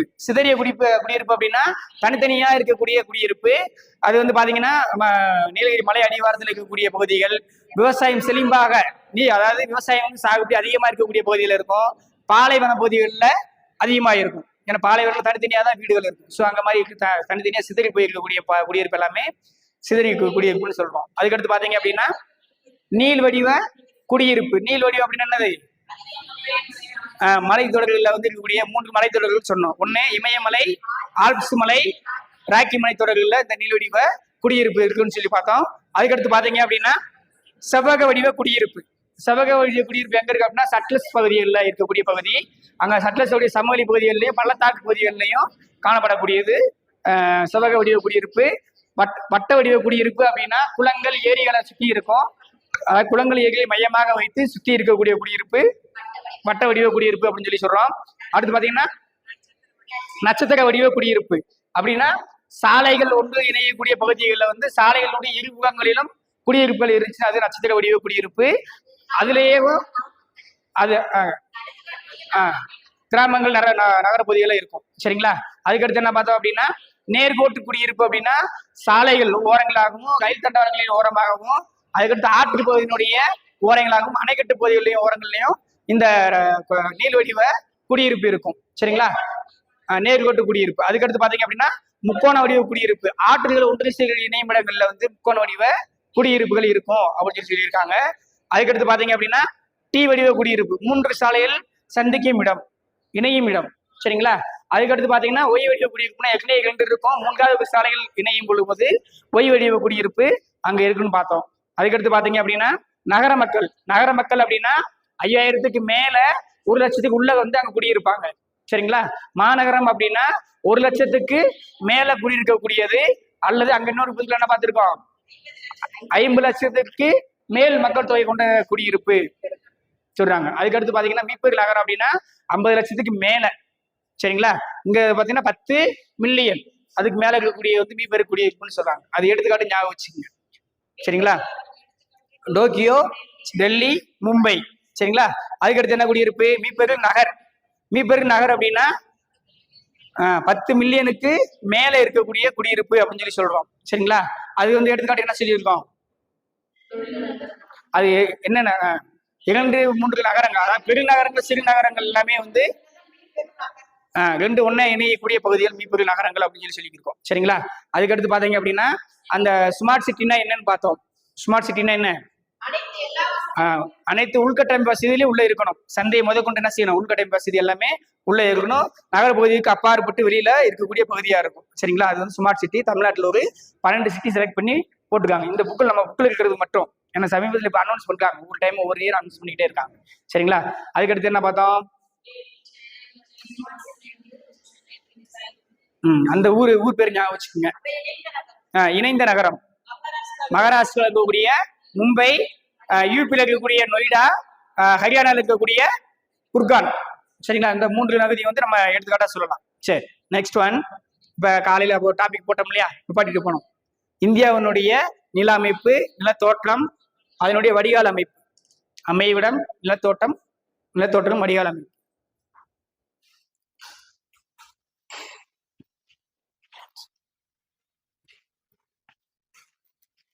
புரியுதா மேம்? இது வரைக்கும் நடந்தது புரியுதுங்களா?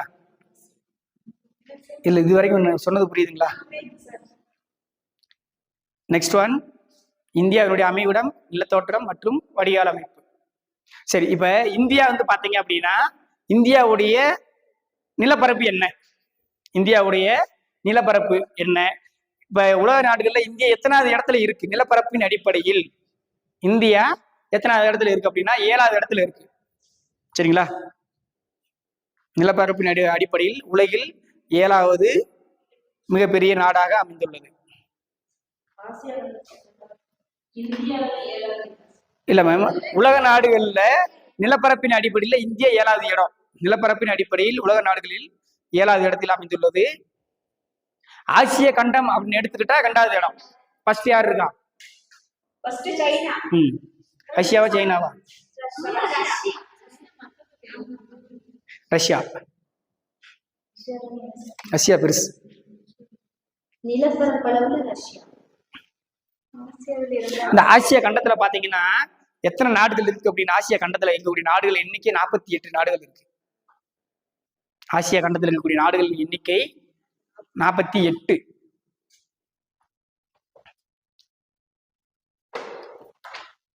இப்ப 7வது இடத்துல இருக்குன்னு பார்த்துட்டோம். இந்தியா நிலப்பரப்புல 7வது இடம் இருக்கு. எத்தனை சதுர கிலோமீட்டர் அப்படின்னா 32,87,263 சதுர கிலோமீட்டர். 32,32,760 1,87,000 87,263 சதுர கிலோமீட்டர். இந்த 2 ஜீரோ எடுத்துருங்க. 32 87 260 சதுர கிலோமீட்டர். 263 மேடம், 263 சதுர கிலோமீட்டர் பரப்பளவு கொண்டது. சரிங்களா? இது வந்து எதுனா நம்ம இந்தியாவுடைய நிலப்பரப்பினுடைய சதுர கிலோமீட்டர். சரிங்களா? இப்ப இந்தியா வந்து இப்ப உலக நாடுகள் நிலப்பகுதி இருக்கு. நிலப்பகுதியில இந்திய எத்தனை சதவீதம் மட்டும்தான் நிலம் இருக்கு அப்படின்னா, இந்தியாவுடைய நிலத்தினுடைய பங்கு வெறும் 2.4 தான். நம்ம இந்தியாவுடைய நிலப்பரப்பினுடைய அளவு 2.4 சதவிகிதம். சதவிகிதத்துல நம்ம சொல்றோம். முன்னாடி வந்து பரப்பளவுல சொன்னோம், சதுர கிலோமீட்டர்ல சொன்னோம். இப்ப சதவிகிதத்துல பாத்தீங்க அப்படின்னா வெறும் 2.4 சதுர கிலோமீட்டர், 4% மட்டும்.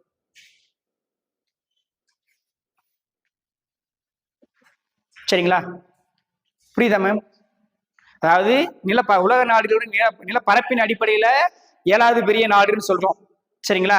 அதுக்கடுத்து அதனுடைய எத்தனை சதுர கிலோமீட்டர் அப்படின்னா 32,87,263 சதுர கிலோமீட்டர் பரப்பளவை கொண்டது. சதவீதம் அப்படின்னா நிலப்பரப்பு சதவீதம்னா 2.4. கண்டத்தில் இருக்கக்கூடிய நாடுகளின் எண்ணிக்கை 48 நாடுகள். சரிங்களா? ஆசியா கண்டத்தில் எடுத்துக்கிட்டீங்கன்னா 2வது நாடு. சரிங்களா? சரி, அப்ப இந்தியாவை சுத்தி எத்தனை நாடு இருக்கு தெரியுமா? இந்திய நிலப்பரப்பு, இந்தியாவுடைய எல்லை இருக்கு இல்லையா, இந்தியாவுடைய எல்லையை சுத்தி இருக்க நாடுகளின் எண்ணிக்கை 7 நாடு மட்டும். என்னங்க மேடம்? ஃபர்ஸ்ட் வந்து வடமேற்கு எடுத்துக்கிட்டேங்க. வடமேற்குல பாத்தீங்கன்னா பாகிஸ்தான், ஆப்கானிஸ்தான். சரிங்களா? பாகிஸ்தான் ஒண்ணு, ஆப்கானிஸ்தான் ஒண்ணு. இப்ப நேர வடக்கு எடுத்துக்கோங்க. சரிங்களா? வடக்கு எடுத்துக்கிட்டீங்கன்னா சைனா, நேபாளம், பூட்டான். சரிங்களா? இது 3 இருக்கும். சைனா, நேபாளம், பூட்டான். சரிங்களா? கிழக்கு பகுதியை எடுத்துக்கங்க. வங்கதேசம், மியான்மர், நம்ம வங்கதேசம், மியான்மர். சரிங்களா? அப்ப எத்தனை 7 வருதுங்களா? பாகிஸ்தான், ஆப்கானிஸ்தான், சைனா, நேபாளம், பூட்டான், வங்கதேசம், மியான்மர். மொத்தம் 7 நாடுகள். சரிங்களா? அப்ப இந்திய நிலப்பரப்பை சுற்றி இருக்கக்கூடிய நாடுகள் 7. அதாவது வடமேற்கு எடுத்துங்க. ஃபர்ஸ்ட் வடமேற்கு அப்படின்னா பாகிஸ்தான், ஆப்கானிஸ்தான் வடமேற்கு பகுதியில. வடக்கு பகுதி அப்படி எடுத்துக்கிட்டீங்க அப்படின்னா சைனா, நேபாளம், பூட்டான். எது மேடம்? மொத்தம் சைனா, நேபாளம் வந்து வடக்கு பகுதி மட்டும். வங்கதேசம், மியான்மர் எல்லாமே வந்து கிழக்கு பக்கம். வடமேற்குன்னா பாகிஸ்தான், ஆப்கானிஸ்தான். இந்த நிலப்பரப்புல பாத்தீங்கன்னா இந்திய நிலப்பரப்புடைய அதிகமாக தொடர்புடையது, இணைஞ்சிருக்கக்கூடிய நாடு எதுனா வங்கதேசம் தான். இந்திய நிலப்பரப்புடன் அதிகமாக பகிர்ந்து கொண்ட நாடு. இந்திய நிலப்பரப்புடன் அதிகமாக எல்லையை பகிர்ந்து கொண்ட நாடு அப்படின்னா வங்கதேசம். அதாவது இந்திய நிலப்பரப்புடன் அதிகமாக பகிர்ந்து கொண்ட நாடு, அதிக எல்லையை பகிர்ந்து கொண்ட நாடு அப்படின்னு கேட்டாங்கன்னா வங்கதேசம்.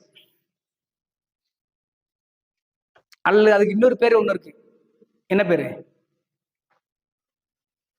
கிழக்கு வங்காளம். அதுக்கு இன்னொரு பேர் வந்து கிழக்கு வங்காளம். ஏன் கிழக்கு வங்காளம்னு பிரிச்சாங்க? மேற்கு, ஆமா, ஆப்கானிஸ்தான் வங்காளதேசத்தை பிரிக்கும் பொழுது நம்ம மேற்கு வங்கத்திலிருந்து மேற்கு வங்காளம்னு பிரிச்சுக்கிட்டோம், நம்ம வச்சுக்கிட்டோம். அதை வந்து கிழக்கு வங்காளம் அவங்களுக்கு கொடுத்தாச்சு.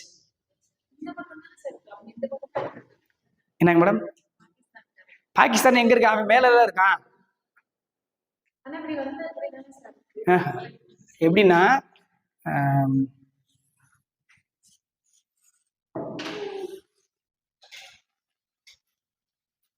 இந்த இந்த இந்த இடத்துல வந்து மேற்கு வங்காளம் இருக்கும், இதுக்கு இங்கிட்டு தான் கிழக்கு வங்காளம் இருக்கும். பாகிஸ்தான் எங்க வந்துடும் அப்படின்னா இப்படி போயிடும். இப்படி போகும்போது இங்கதான் பாகிஸ்தான் இருப்பா. வடமேற்கு பகுதியில தான் இந்த ஏரியா, அதாவது பஞ்சாப் இருக்கு இல்லையா, பஞ்சாப் சைடு தான், பஞ்சாப் பாகிஸ்தான் இந்த ஏரியாவில தான் பாகிஸ்தான் இருக்கும். இதுக்கு மேல ஆப்கானிஸ்தான் இருக்கும். அதான் சார் இப்ப வந்து டக்குன்னு அவங்களுக்கு இந்த சைடு தான் இவன் இங்கெல்லாம் இருக்கா? அதான் தாண்டி தான் ஆமா, போனா வேணும் இங்க சுத்தி போனோம். இன்னொன்னு வந்து அங்க என்ன ஏன் பிடிச்சாங்க அப்படின்னா, அங்க முஸ்லிம்கள் அதிகமா இருந்தாலும் அந்த பகுதியை மட்டும் பிடிச்சு கொடுத்தாங்க. அவங்களுக்கு மெயின் ரீசன் என்னன்னா, முஸ்லிம்கள் அங்க அதிகமா இருந்தாங்க, அதனால அவங்க பிரிச்சு கேட்டாங்க. கேட்பாங்க அவங்களுக்கும் மேற்கொள்வாங்க. நமக்கும் இந்த இந்த ஏரியா ஃபுல்லா மேற்கு வங்காளத்துக்கு இந்த கிழக்கு வங்காளம் ஃபுல்லா என்ன இருந்தாங்கன்னா முஸ்லிம்கள் அதிகம், அதனால அவங்க தனி நாடா பிரிச்சு கேட்டாங்க. சார் இப்போ வந்து வங்காளதேசத்து தானே பேசுறீங்க. ஆமா. மேற்கு வங்காளம், கிழக்கு வங்காளம் வந்து இதுல வருது. மேற்கு வங்காளம்னா நம்ம இந்தியாவில் வரக்கூடியது வெஸ்ட் பெங்கால். அதுதான் சரிங்களா? மேற்கு வங்காளத்தை ஒட்டியே தானே கிழக்கு வங்காளம் இருக்கும்.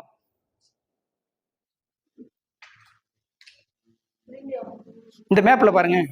புரியுது சார். ஆனா நீங்க மேற்கு வங்காளம்ங்கிறது வந்து கல்கத்தா இதுதானே? ஆமா, மேற்கு வங்காளம் கல்கத்தா. ஆனா நம்ம இங்க வந்து இருக்கிறது வந்து வங்காளதேசத்து தான். வங்காளதேசத்தை இன்னொரு பேரு கிழக்கு வங்காளம். கிழக்கு வங்காளம் தான் கிழக்குன்ற வார்த்தை எடுத்துட்டு வங்காளம் வச்சுக்கிட்டாங்க. வங்காளதேசம் அப்படின்னு பேரு வந்துச்சுன்னா வங்காளதேசம் மொத்தம் ஒரே நாடா இருக்கு, ஒரே பகுதி. அது வந்து மேற்கு வங்காளம் நம்ம பிடிச்சு வச்சுக்கிட்டோம், கிழக்கு வங்காளம் முஸ்லிம்கள் வச்சுக்கிட்டாங்க. அந்த கிழக்கு வங்காளத்தை கிழக்குன்ற வார்த்தை எடுத்து வங்காளதேசம் வச்சுக்கிட்டாங்க. சரிங்களா? ரைட். இப்ப இந்தியாவுடன் அதிகமாக நிலப்பரப்பை பகிர்ந்து கொள்ளக்கூடிய நாடு எது அப்படின்னா வங்கதேசம். சரிங்களா? அந்த வங்கதேசம் வந்து எத்தனை கிலோமீட்டர் பரப்பளவு இருக்கு அப்படின்னா 4156 கிலோமீட்டர். 4156 கிலோமீட்டர் நிலப்பரப்பு எல்லையை பகிர்ந்து கொள்கிறது. எந்த நாடு? வங்கதேசம். இது அதிகமான எல்லை பகிர்ந்து கொள்ளக்கூடிய நாடு. அப்ப குறுகிய எல்லை பரப்பை பகிர்ந்து கொண்ட நாடு எது அப்படின்னா ஆப்கானிஸ்தான். வெறும் 106 கிலோமீட்டர் தான். 106 கிலோமீட்டர். அவங்க வந்து பாத்தீங்க அப்படின்னா 4156 கிலோமீட்டர், இவங்க வந்து 106 கிலோமீட்டர். வங்கதேசம் ஆப்கானிஸ்தான் வந்து 106, வங்கதேசம் பாத்தீங்க அப்படின்னா 4156. வங்கதேசம், ஆப்கானிஸ்தான் இதுல வந்து கேட்கறதுக்கான வாய்ப்புகள் உண்டு. இந்த இருக்கா மேம், இதே இந்தியான்னு வச்சுக்கோங்களேன். இப்ப இந்தியா இருக்கு, இந்த எல்லையை டச் நம்ம கூட ஜாயின் பண்ணி இருக்கக்கூடிய எல்லை. இப்ப இங்க இருக்குன்னு வச்சுக்கோங்களேன், இங்க இருந்து பாகிஸ்தான் ஆரம்பிக்குது, இங்க இருந்து பாகிஸ்தான் வந்து இங்க வரைக்கும் இருக்குது. சரிங்களா? இது வந்து பாகிஸ்தான், இது வந்து ஆப்கானிஸ்தான். இவ்வளவுதான் எல்லை, இவ்வளவுதான் பார்த்துக்கிறது. அப்ப இது ஃபுல்லா இமயமலையில இருக்கு, இது ஃபுல்லா இமயமலையில வந்துருது. அப்ப எங்கிட்ட வந்து பாத்தீங்க அப்படின்னு பொழுது வடக்கு இதுல இருந்து பார்க்கும்போது வடக்கு பகுதி, இந்த வடக்கு பகுதியில ஃபுல்லா பாத்தீங்க அப்படின்னா என்ன இருக்கும் அப்படின்னா சைனா இருக்கும். இந்த ஏரியா இந்த இடத்துல நேபாளம் வந்துடும். சரிங்களா? சைனா, நேபாள பக்கத்துல என்ன வந்துடும்? வங்காளதேசம் இங்க வந்துடும். பூடான், நேபாள பக்கத்துல பூடான். வங்கதேசம் வந்து கிழக்கு பக்கம் இந்த நீண்டு போகுது பாத்தீங்களா சைட்ல, அந்த இடத்துல தான் வங்கதேசம் மியான்மர் எல்லாமே இங்க வந்துடும். வங்கதேசம் மியான்மர் அங்க வந்துடும். சரிங்களா? அப்ப இந்த எல்லை, இந்திய எல்லை கூட அவங்க சேர்ந்து இருக்காங்க. இலங்கை வந்து நம்ம நிலப்பரப்புல ஒண்ணு சேரல, அது தீவு தான். நம்ம வந்து இலங்கையோட நிலப்பரப்பு கிடையாது, நம்ம கடல்ல தான். ஏன்னா கீழ்பக்கம் ஃபுல்லா என்ன இருக்கு? இந்திய பெருங்கடல் தானே இருக்கு. தெற்பகுதி ஃபுல்லா நிலப்பரப்பு நம்மளுக்கு வந்து ஒட்டி இருக்காது. சரிங்களா? அதுக்கு தானே இலங்கையும் இந்தியாவும் பிரிக்கக்கூடிய நீர் சந்திப்பு ஒண்ணு இருக்குல்ல, பாக் நீர் சந்திப்பு. அப்ப அந்த நீர் சந்திப்பு இருக்கிறதுனால அப்ப அங்க உள்ள பாதையில தான் அர்த்தம். அதாவது சுமாரான பள்ளம், அவ்வளவுதான். நிலம் வந்து ஜாயிண்ட் ஆகல. அதுதான் நிறைய போராட்டம் பண்ணி பிரச்சனை பண்ணிக்கிட்டே இருக்காங்கல்ல. ராமர் பாலம் கட்டி போனாரு, இங்க இருந்து அங்க பாதை இருக்கு அப்படின்னு சொல்லி அந்த இது இருக்கு. சரிங்களா? சரி, பிரேக் போயிட்டு வந்துடுறீங்களா? சொல்லுங்க மேடம்.